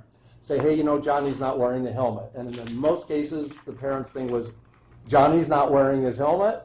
And so that right away had a great effect, communication with the parents. The next step is we will not write Johnny a ticket for this, for whatever the violation happened to be, if you and Johnny agree to participate in a diversion program, meaning it's a 3-hour education thing right now. And you go through all the rules of the road and tell them how bad it is that, that they're doing what they're doing, and there's only this one time that they can do this. If they ever break the law again, they're getting a ticket. And by doing that, there's no ticket, no record, no anything. So they've had a tremendous response to that. Parents don't want the kids to get tickets. Kids don't want to get tickets. So it has given them an audience to get this education, and it seems to have had an effect. The third thing that they did now was they have one full-time officer that he does is e-bike enforcement. And he hangs at the schools, he goes where all the little Hell's Angel type groups are formed, and he can ticket them, he can educate them, he can throw their sarong in the trunk and take it, and whatever he wants to do.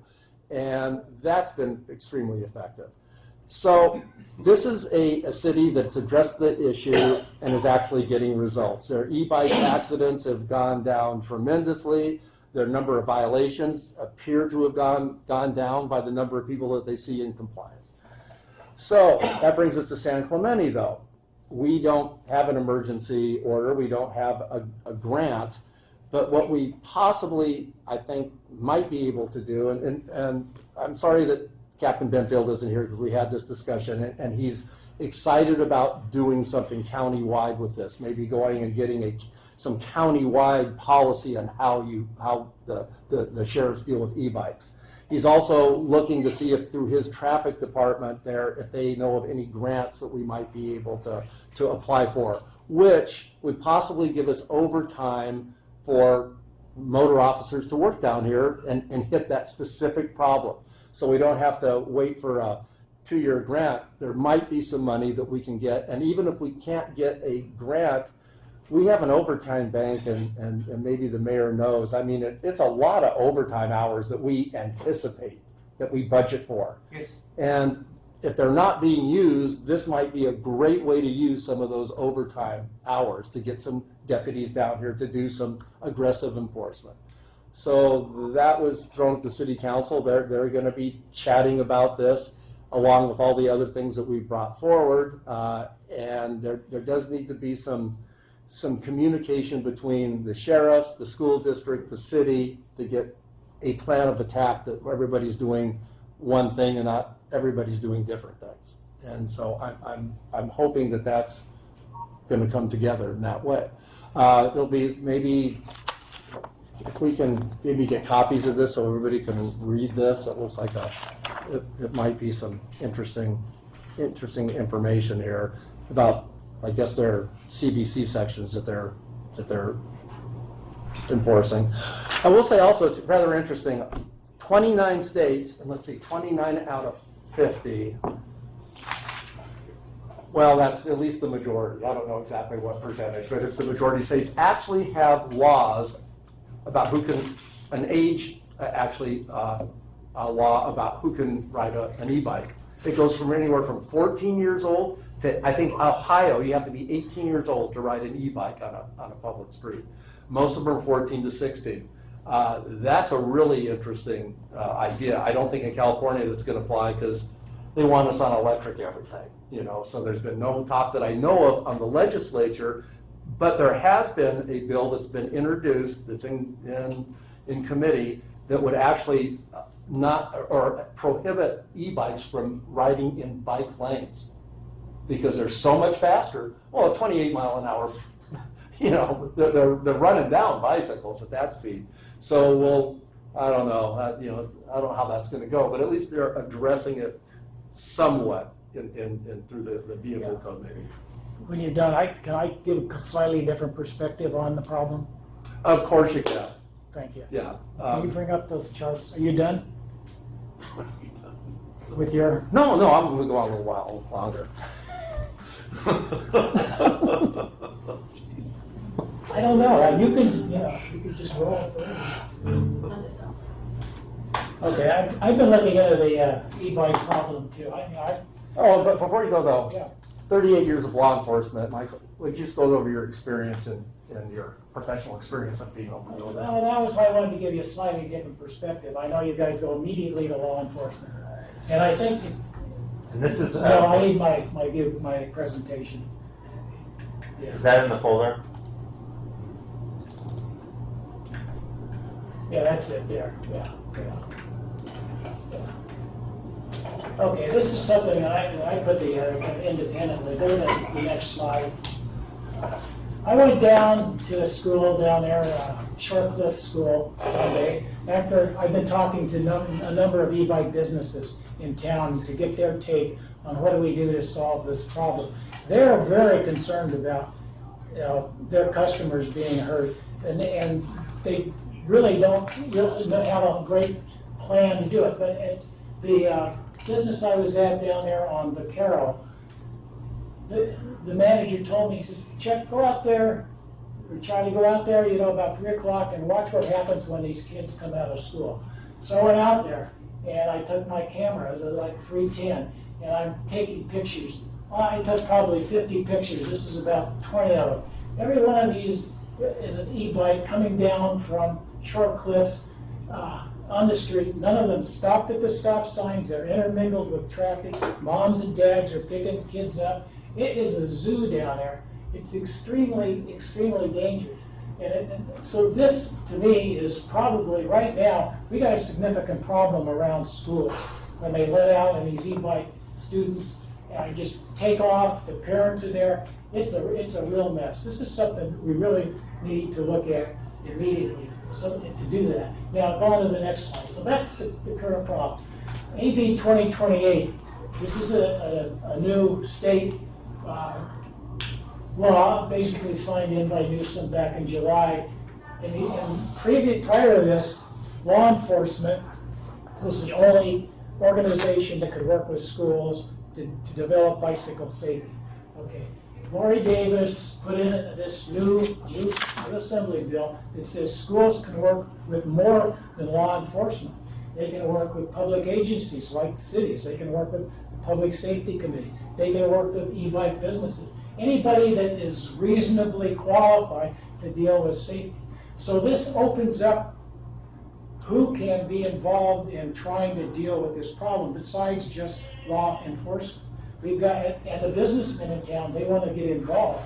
In fact, one of the businesses down there, Epic Bikes, is planning to have a school safety rodeo or whatever it is, because they are so worried in town that they're not getting through to the people. So now it's more than law enforcement, okay? The state says everybody's got to start working this problem besides the law. And from a PR point of view, it probably makes sense not to come up and have the police all of a sudden give tickets and so forth, but have the school district train the people in school. So the next slide.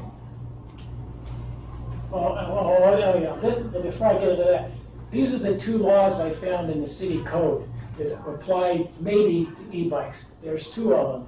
One of them says if you ride a bicycle, you have all the rights of somebody driving a car, but also if you're driving an animal down the street, or riding a horse, you got the same thing. So, this is ancient. And then the only other one was section 12 about the bicycles down on the beach trail. You can't ride an e-bike down. This is all in the city code that I could find. So the city, it's wide open what needs to be done. Okay, next slide. These are all the bicycle shops in town. There's 13 of them, most electric, some are regular bikes and so forth. Their business license numbers here. These are the people I've talked to so far. These are the contact numbers. And one of the things, Rick, we've talked about is we need to go out and talk to all these managers and people and get some feedback from these guys and see what they want to do. So there's a lot of businesses. Okay, next slide. And that's the last one. So I guess basically what I'm trying to say is we need to work with the school district first. Get them to start to educate those younger people in the middle schools so that when they grow up and become older, teenagers, not as wild as they are now, and do crazy things, that to me would be like an immediate thing, is meet with the principals or whoever in the school district and tell them to do that. Show them those photographs. Look at your students. It's just terrible if something happened. Same with the adults who are picking their kids up. And the businesses need to work together. Instead of being competitive on sales, at least in the safety area, let's try and bring them together. To work together on that. And then I think the city council, Gene, you can do things too to help support these safety programs, just like we did in human trafficking. We can try and incentivize businesses to do that.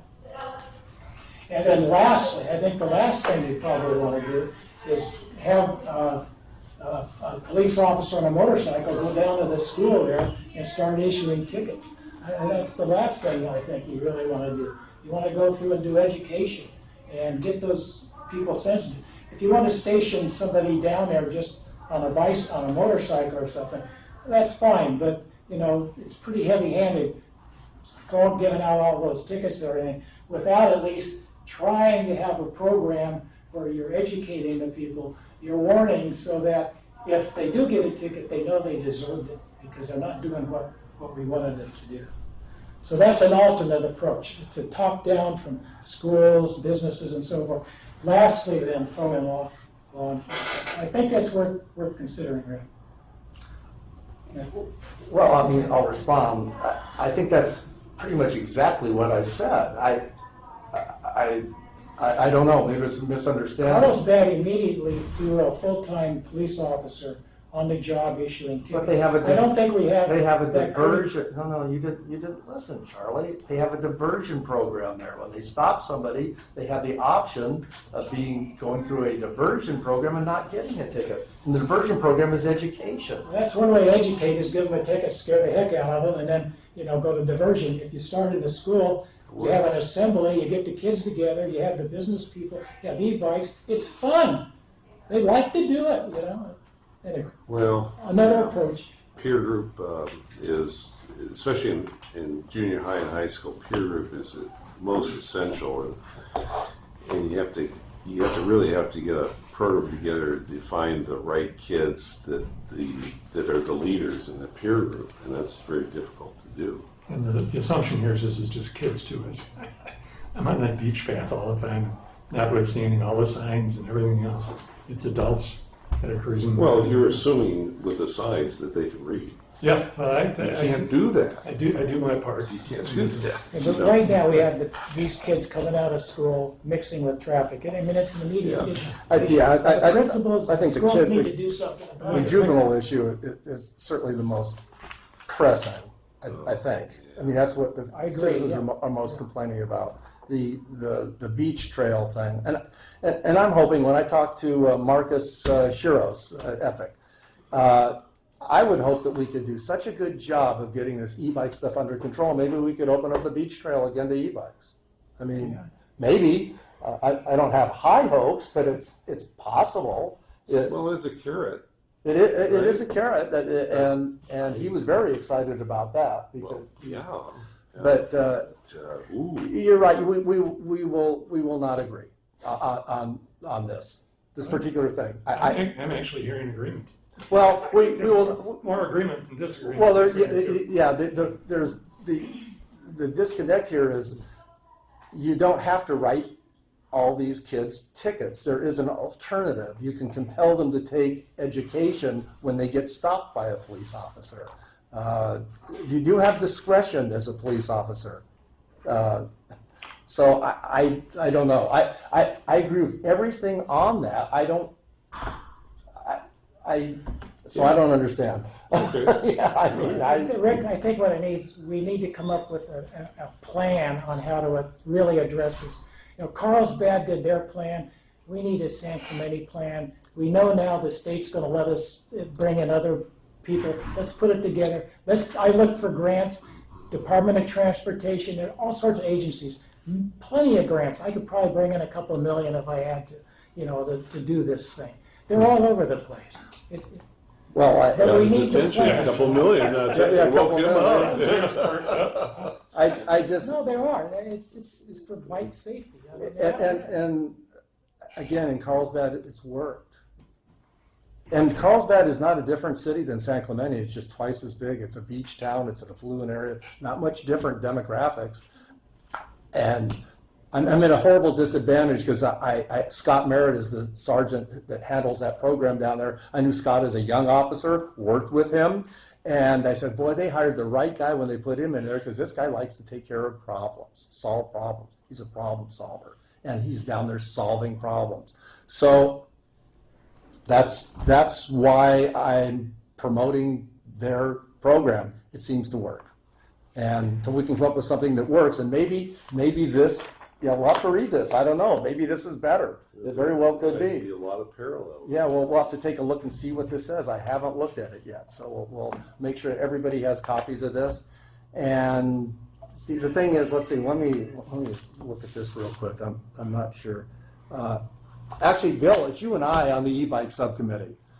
I think that Charlie wanted to trade. Is that what happened? Yeah. Did we get So traded I'm out? on the human trafficking, or if you're still on human trafficking, He's I don't not- care where you assign me, I'm good with it. Yeah. All right. Well, I I'm mean, a but utility hitter. this was the late. I think you I have gave an me. interest this is the in one e-bikes. I changed the format just a little bit. But isn't Bill still the? Yeah, I still am officially. Charlie asked me to go on a trade. I don't care whatever you guys want. Oh, okay. Whatever you think you can use me, I'm good with that. I'm on 3 different committees.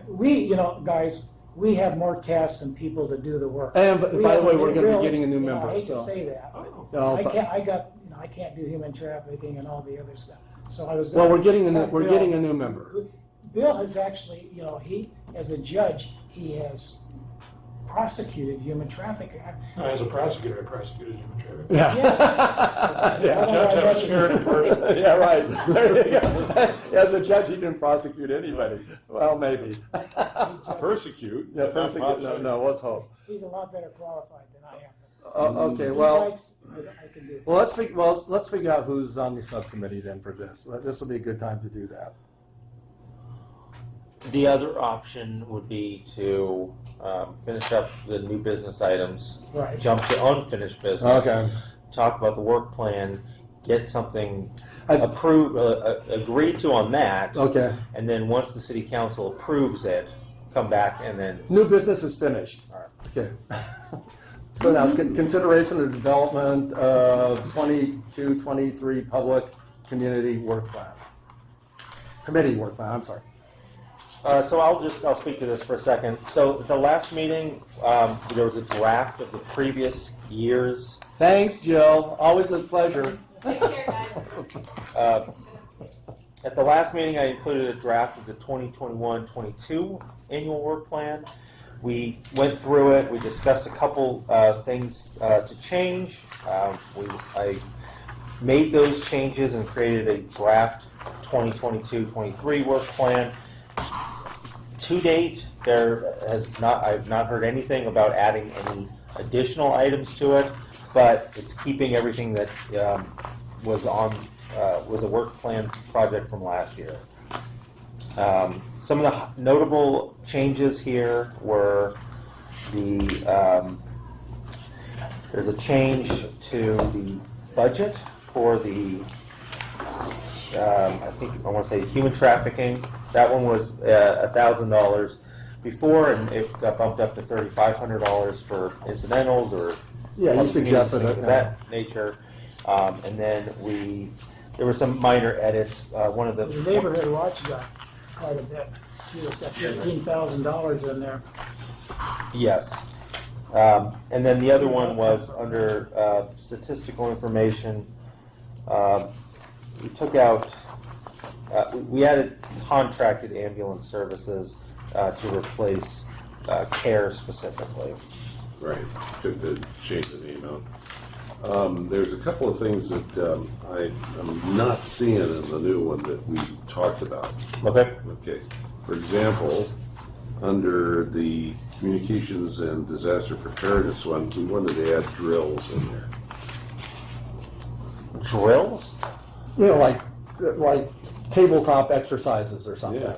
Okay. You know, because, you know, having this put together and all that's well, but if you don't exercise it, you don't know if it's going to work. And that's very important to do that. And getting the city involved and the personnel involved. And it could be as much as the EOC things that they're going on anyway, but at least it's down here. Okay. So on the EOC, I was going to wait till my report at the end. So I spoke with the Public Works Director, and he's fine with what we'll call an EOC liaison from the committee. Perfect. To essentially sit in on trainings, be involved, but just be the liaison between the Public Safety Committee and the EOC. Okay. So we can add that to the work plan if you'd like to formalize it that way. That would be good. Okay. And that way, then the city council could say, yeah, that's a great idea. Yeah. That's an easy thing to add here. The drills, though, that's not so easy to add. Okay. What do you Can you just put wording in there that we're not responsible for the drills, but our liaison will participate in any city EOC drills? Could you just put that in there? Yeah, that's fine. Is that okay? Fine. Yeah. Okay. It gives a vehicle that way. All Do you want to okay. identify the types of drills, Nick, perhaps? The Make it EOC, more general. they already have them. I mean, and if They- Nick has input into that, I think that'll be. Yeah, I'll add under goals. I'll add a number 5. Identify an EOC liaison who will participate in training exercises and drills Right. related to. If I could get emergency a preparedness. copy of your flyer you have for the Human trafficking? human trafficking. Yeah, you can take one with you. No, you have it online? I do, I've got it, I can send it to you. Send it. I thought maybe you wanted to put some up on telephone poles or something. Bye. Gee, no sense of humor. I mean, come on. Oh, yeah. Okay. Okay. Finish up on that one. Okay. And would it be appropriate, can we move that we designate who that designee is, so we can just, Sure. okay? Well, Yeah, it doesn't have to in be. the event that the city council approves this work plan, you can. Oh, I see what you're saying. We'll identify somebody. Right, and it could change, but you never put anybody's real name in the thing because it could change, and then all of a sudden you have to go back and get it reapproved again. Amber.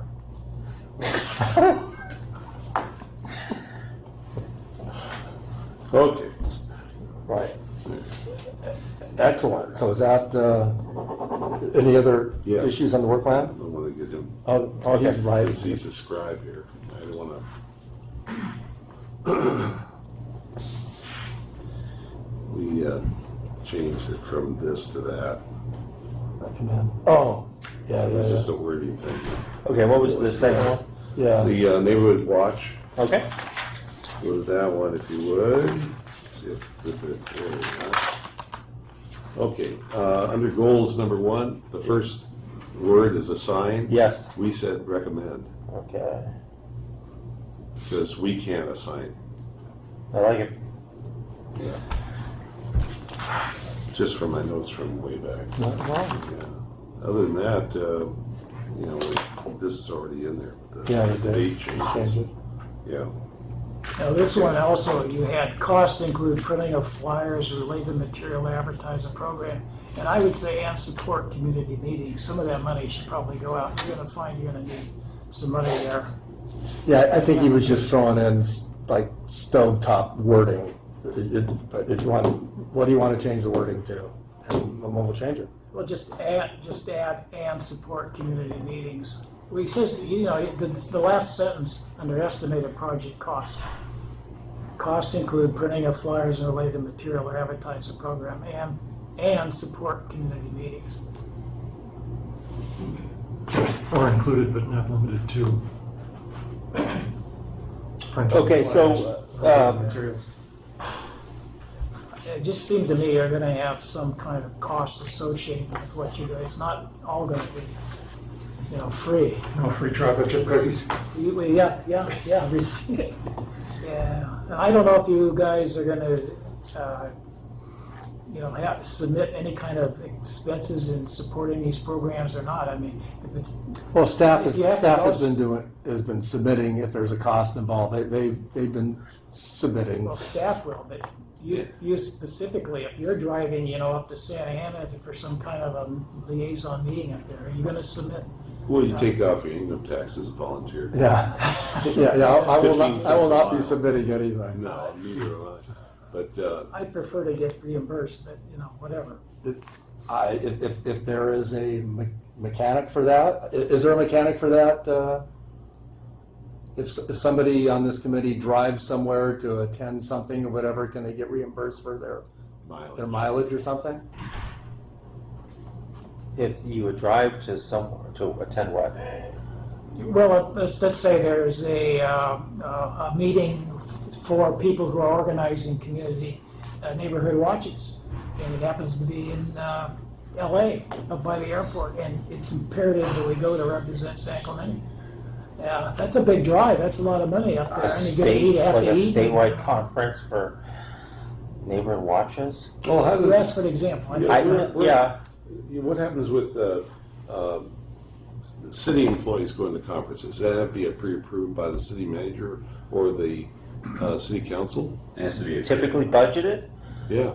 and we give people an option. You show up to work and you take a city car, or you get reimbursed no more than the cost. Well, that the city would let me incur. simplify. Let's say Charlie drives around to 8 different bike shops to try to put together this, bike shop plan, Yeah, and he puts mileage on his car. I would add that in here. I don't think that's an express cost.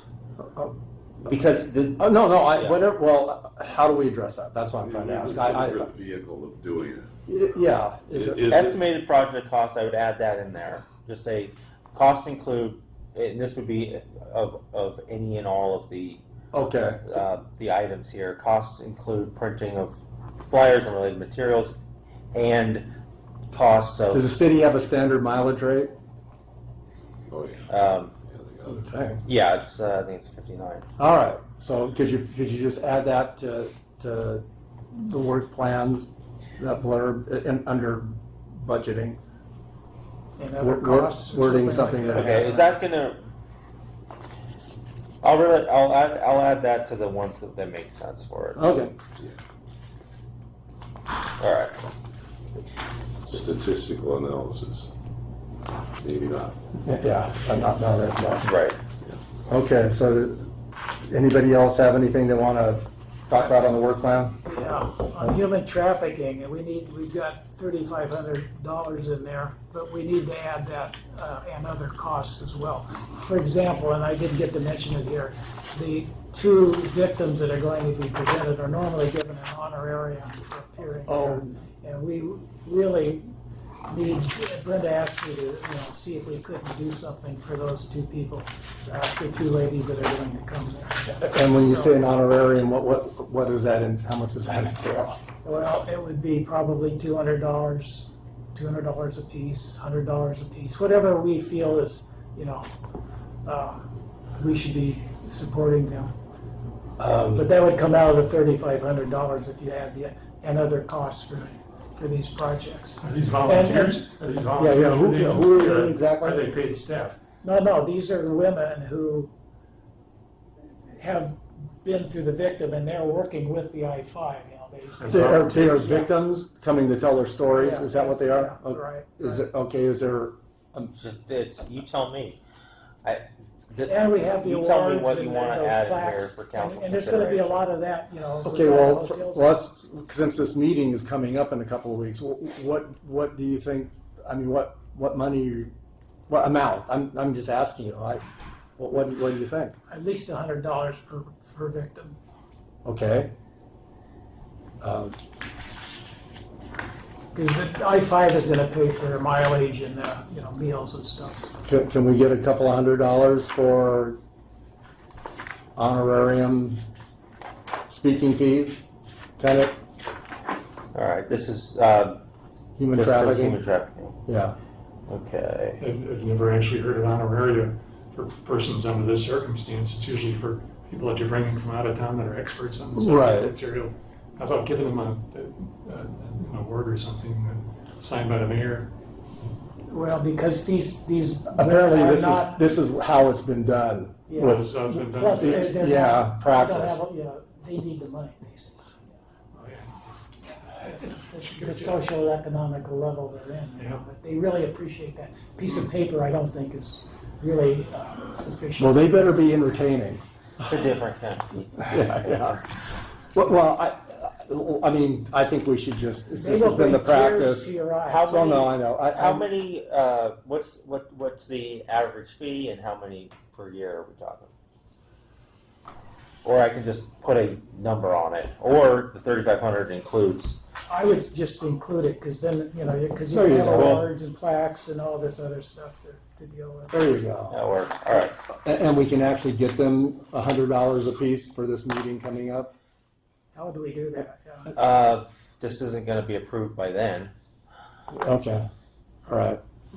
I mean, can we? Yes, I have. Can we? Well, yeah, we could certainly Well, I'll do throw that. $100 in, but can I get reimbursed by the city later, or 200?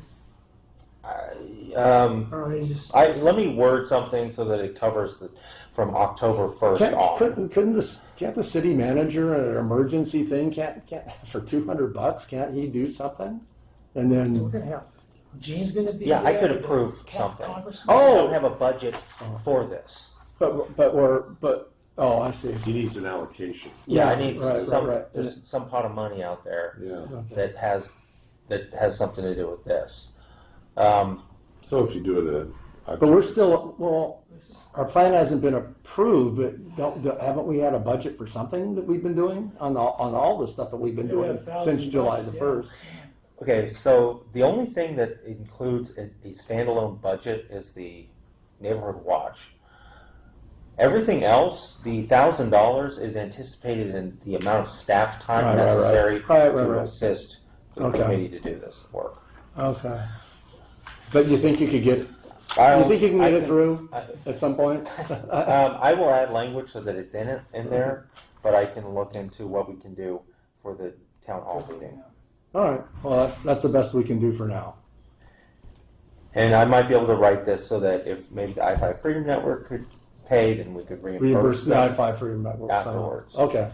Yeah, I'm sure they could do that. Figure out the best If not, mechanism and- I'll make sure they can. and then we'll do that. Or you will, yeah. Okay. Anything else on the? On the e-bike traffic, yeah, we need to, I'd like to up that, right now we only have $1,000 and that's for staff support. I think there's gonna be costs included in that effort as well. So I think we need to add, I bumped it up to 2,000, get $1,000 to do stuff. All right. Make it 2,500. That's even better, yeah. Okay, and then what else is it going to be? Right now it says consisting of staff time to compile information. What else would? You could put in there maybe producing educational materials. Yeah. Just throw that in there. Procure safety publications, pursue grant grant preparation expenses, Yeah, that's, if we do that. 2,000. Well, you're not gonna write a grant That's for like, 2,000. we can look at a website that lists a bunch of grants. That's it. That's as far as we would get with 2,000.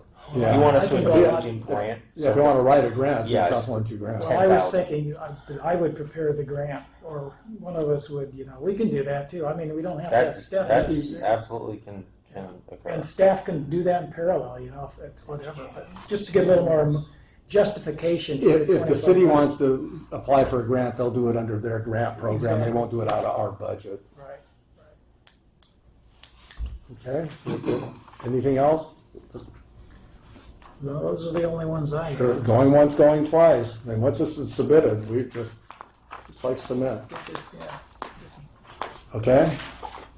We can move on now? We need a motion in a second. Move. To approve.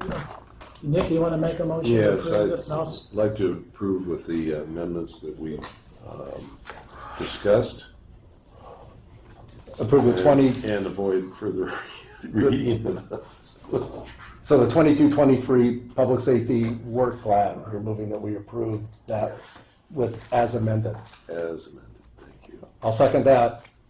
Yay. Okay, all in favor? All right, here we go. Unanimous? Wait, you're not supposed to second. You're the, No, I can second it. can you? I think so, I thought yeah. he's supposed to be, oh, well. No, yeah, it's all Jumps the gun. He likes it. Rosenzweig's Rules of Orders.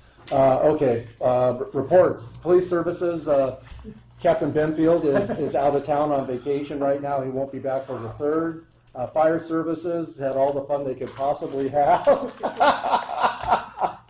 And that leaves the one guy, the one dedicated guy is. Oh, no. So, Things are getting busy at the beach. I gotta run. I know. Yeah, so since the last meeting, we've had 180 rescues. Kids are back in school, so people still go to the beach. We've had the heat waves. It's going to cool down this weekend. Water temperatures dropped down to 64, then go back up to 70. So weekends, it's still busy. The Exchange Club last month, since our last meeting, recognized Lifeguard of the Year, Nick Shield. He's the lifeguard that he got recognition by City Council and Mayor James for an outstanding rescue off of Capital Shore trailers at the beginning of the summer. So well deserved, and it's nice to see. He's one of our supervisors. Nice to see him get the recognition. That's well deserved. Coming up this Sunday is the Pier Pride jumps. They have 14 individuals that will be jumping off the pier. They'll be meeting at our lifeguard headquarters at 11 How o'clock. much did they pay for that privilege? $1,000 a piece, was it? I'm Yeah, not it was sure. 1,000 a piece and 2 for 1,500, I think. Was what the cost was. Yeah, so they'll be meeting at our lifeguard headquarters at 11 o'clock, do a briefing, and then take them out to the pier and be jumping off there. So it's fun for the community. If you're around, you can come watch that. Or if you Is there an age restriction? Heck, no. You want to go? You want to get in late? Because, you have junior lifeguards, those are little kids doing it. I mean, is this for everybody, or? Is this... Yeah, it was a. we just provide the lifeguard services for the event. I'm not. The paddle board and the net. If you got the money, you can do it. Yeah. Stay out of that. Who's sponsored it? Pure Pride. Okay. It's a foundation. That's it. Fundraiser? Yeah. Gotcha. So outside of that,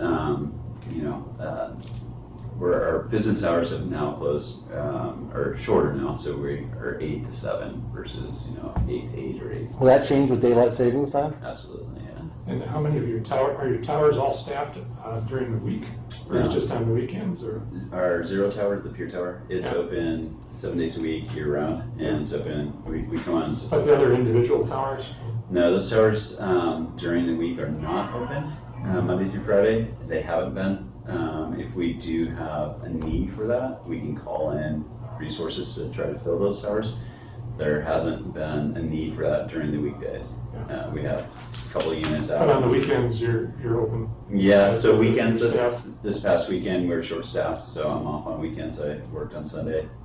And we had Tower 1, 3, 5, article I and sent you? 11, and then we had 4, 6, and 14. He wrote a So now book, are dogs also out Cops on the and beach? Donuts and Big After Women. Labor Day, or is that just not? it was removed from Now, Amazon. that's a common myth. serious. We move into dog Jimmy season. talked about Yeah. it. People think Please, that just after the withdraw. summer season, you can have dogs on the beach. Yeah, no, that's it year round. Is that an amazing story? Yeah, I was wondering. yeah, because you're seeing Oh, dogs. no, Yeah, I know. yeah. You just can't make this up. You cannot make Violence, it up. is that going on right now? Yeah. Yeah, it's pretty thick next to the pier right now. All right, best time to see it, when the sun goes down. Yeah. Yeah. Last meeting, Bill said he got stung by a stingray. I guess one of your guys took care of him, wasn't it? Yeah, yeah. My granddaughter was out there a couple weeks ago, stepped on a bee, screaming, crying. Her father took her up to one of your towers, and then she came back from that smiling and laughing. And that was like a miracle. But wait a minute. Everybody around was just all worried. They're heroes. Yeah, They're yeah, heroes. yeah, really. I mean, I felt a lot better. Yeah. Good Yeah, service. That's good to hear. Yeah. Good job. Well, that's good, but marine safety is one of the jewels in our city, for sure. Yep. Okay, I'll go ahead and make my comments real quick here. Nick and I attended the town hall up in Talega because I heard that they were getting hit nightly by the Chilean mafia, and they were armed going in when people were asleep and stealing all their stuff. That was on social media. But the good thing about trading that crime info on social media, because it sounded like, oh my God. So Nick and I went up there. It was a really good turnout of Telegians and 2 good deputies. I thought they gave a real good presentation. Detectives. Detectives. But what we gleaned out of that, the reality of it is, in the last 9 months, there have been 6 burglaries total in Talega. Reported. Not in the last 9 days. Reported. Well, okay, but usually when a Chilean breaks in, Oh, yeah, you would it's a report that. mess. Yeah. So anyway, and there's 15% of the population of San Clemente is in Talega, yet they only have 5% of the burglaries. So what we can glean from this is, I think Talega is a pretty safe place to live, unless you're the one person that got Exactly, burglarized, and he yes. was not happy. He was not there. And out of all those burglaries, 6 in 9 months, there's only one that was definitely a pro crew. The second floor, all that. Definitely some pros went in, but no evidence that they were South Americans whatsoever. Could have been, but no. Chilean. Specifically Chileans, yeah. Might have been South American, maybe not Chilean. So anyway, to make a long story short, the social media was going crazy on this. You had people, like I say, that sleep in their houses with infrared goggles, people going in, and it turned out none of that was really based in fact. So hopefully they realized it. So the risk was pretty low then, is what you're saying? It's probably not. It's probably less than anywhere else in San Clemente, since they're only 5% with 15% of the population. I mean, most burglaries down by the beach, idiots find an easy door to break into. They go in and they take change or whatever is going to get $50 worth of meth, and they're gone. It's not organized groups, but there was definitely a pro. It's nighttime or daytime? Daytime. Locked doors or unlocked doors?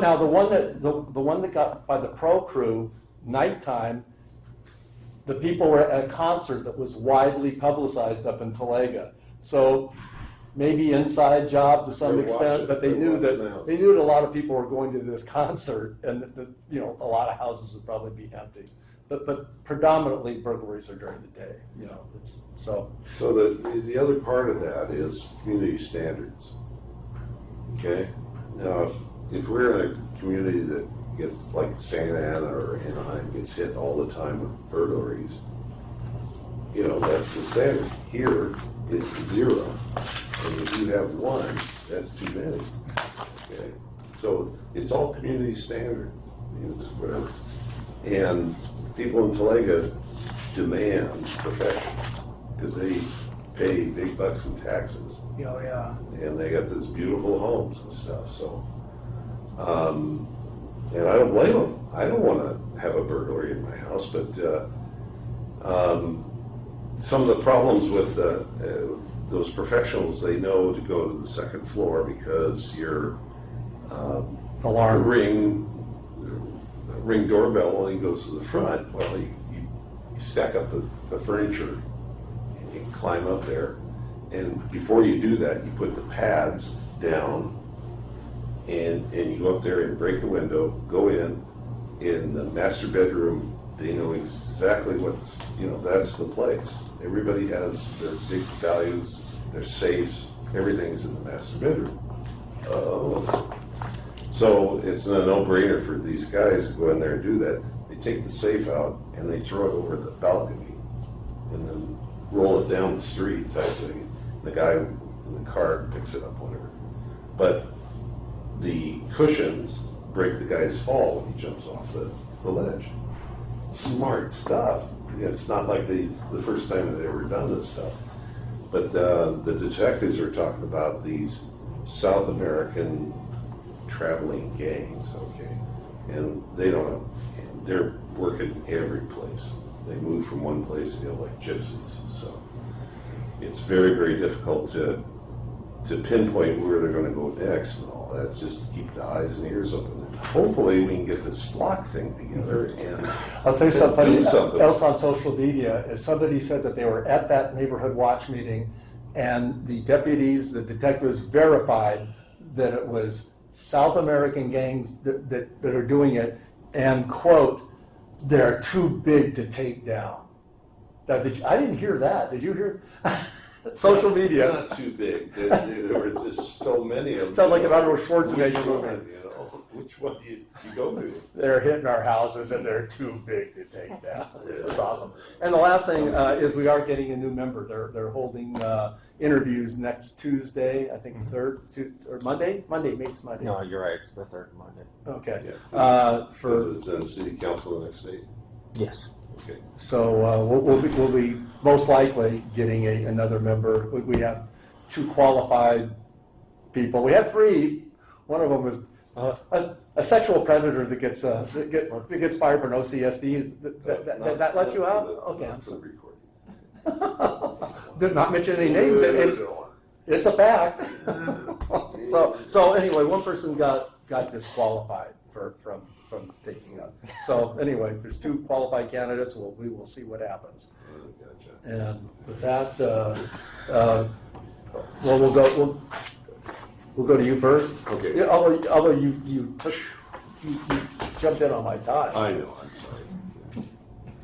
sorry. Anybody interested in a checklist on large and small animals as far as disaster preparedness from home? Yeah. Well, I don't have animals, but I've got a neighbor that loves a Yeah. cat, so maybe. Yeah, both of my kids have. And we've got more copies of that. There's over only there. reminders. So, Oh, okay. and it's in the thing, but here. I mean, I made up some at home just in case she didn't have them with her, and she didn't. But you guys did, so it was good. Okay. And Bill? I'm good. Nothing to add. Okay.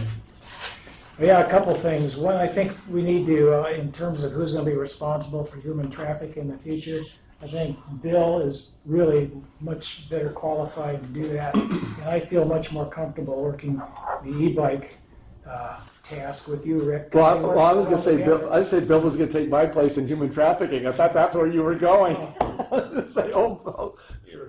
Let me have one. Human trafficking on e-bikes. Maybe just merge the 2. okay, so So where do we go? I mean, E-bikes? on human trafficking, though, you've done all this stuff with Brenda and Alejandra. I think you should continue with it. Now it's time to hand off. I really I want to get involved in e-bikes. Well, you can do that still. You can do both. Yeah, look at how many times my name is down on here. He needs a break. We have more work than we can handle. I have to be realistic about the time that I have. Okay, available all right, to do this. I understand. You know. Okay, so we're gonna So That human trafficking thing took. we're switching human trafficking. Is basically what we're doing. We're putting Bill on human trafficking. since I'm just going to say this, since we're going to get a 5th member potentially, Why don't we hold on? and we actually don't have any city council approved work plan. No, after October 1st, why don't we postpone this discussion to the next month? Yeah. But I think the general idea is that there are some projects that Vice Chair Hightower would like to Here's the deal. adjust his participation. But in the meantime, if Bill and I want to talk about human trafficking, that's what we will do in the meantime. Honestly, I don't see any decisions that are. No, it doesn't have to. Now. I'm just saying this publicly that the fact is that he and I will be chatting on human trafficking, Right. and Charlie will be chatting on e-bike with me. I will remain a public safety journalist. Yeah, there you go. Okay, and then as far as the specifics, we'll wait. Yeah. Okay. So we got our first milestone successfully done with human trafficking. And the other thing I wanted to mention is the October 7th get together with the mayor and I-5 people and you probably to make sure that goes Did you have a smoothly. copy of this also? I thought There- I had it's a 2 copies pre-meeting. of it. Give it to, give it All to right, the these 7th guys is a so Friday. they can have a copy of it. Okay. Yeah. That's what Brenda was looking for. I don't know, she didn't give a time, but she wanted to get together with you. So Tanya, if you can remember to remind Adam about that, that would be good. Yes, dear. Mine. I know who runs the office. Let's see, and the last thing, you went, Laura Davis is having this crime safety and prevention this evening, so when I get out of here, I'm. Oh, it's tonight? Oh, I Yeah, thought, okay. it is tonight. And from where's 6. it at? It is at the Crown Valley Community Center Oh, yeah. in Laguna Niguel. The mayor's gonna be there, fraud staff from OCSD, Captain Virgil, somebody another, crime trends in Orange Something or County, another. legislative update, and Laura will be there probably. I just keep my toe in the water there. And, is that everybody? I'm gonna Can use we these now. I've got adjourn? 2 of them. No? City staff has a report. Oh, I'm Well, yeah, no, All I right. mean, I've got one. Oh, okay. E-bike safety and actions updates to the city council. They, at the last council meeting, they requested a specific update from Public Safety Committee on this for the October 18th meeting. So something to keep in mind. I'll just communicate with you directly since Chair Leffler, since you are that's you've been the main contact for that, but just something to keep on your radar. And then however it works out, since it's a council meeting that's been agendized, and this will be on the agenda more than however many members that may be involved in this are more than welcome to show up. But I think at bare minimum, just one person with an update. If there's anything that you need from staff as far as that update or more information, let me know. I would just refer back to the video from that council meeting. It was pretty much. It was kind of just like it was more like you kind of gave the update after the council meeting, but I think they just wanted something a little bit more formal. Yeah. That maybe the public could talk on about specific actions. Okay. Well, Charlie and I will get together and we'll come up with a general narrative. Not Yeah, and I also I think this goes into what they said at a previous meeting was what they're looking for is what is the Public Safety Committee doing specifically, and this would be a good opportunity to really try to, I think, steer the progenesis of a potential ordinance through the Public Safety Committee or recommendations. Right now, it seems to be in a. I think the main ordinance we could probably come, but we've talked about this, is a bike licensing thing that's done at point of sale. Yeah. Where it says it has serial, where we take serial numbers, so we have serial numbers when they get their bike stolen. At least we have a record of it. What class e-bike it is, predominantly on the sticker, and hand out a pamphlet or watch a video, something at point of sale, so at least they have a general thing, and that maybe the city pays for those 25-cent stickers or something, so there's no cost to the consumer or that sounds like something reasonable, at least in the ordinance. That would be something the ordinance would be. Yeah, and just a general discussion of what the committee's looking at, I think is all that's Oh, yeah. really. Yeah, if they want something specific, that would be good, but I think, we need to come up with a longer term plan too. No, this is the only ordinance I could think of, a city ordinance that might be something that they Yeah. could do sooner than They're later. just looking for what is the public safety committee doing. My recommendation is that since this is there's an ambiguous direction related to bicycle safety. Right now, this is a good opportunity for the public safety committee to kind of steer the conversation into whatever, and I would just highlight the work plan project. And then the next thing is this meeting will be held in council chambers starting at next month. Oh, right. how about that? Yes. However, it will not be televised. No. We're only That doing- requires a significant amount of IT staff time, and that is it'll be recorded and it'll be provided. But this committee will be sitting at the dais, and then we'll have. But the more public seating can area. come down, and at least it'll be better. Better than this. It'll be a better. And you get to sit in those bullpens in the front there. Oh, they're members. You They're and, members. You and Tony will have your own little box. You like going to Well, a actually, Yankee you raise a game. good question. There's 7 seats.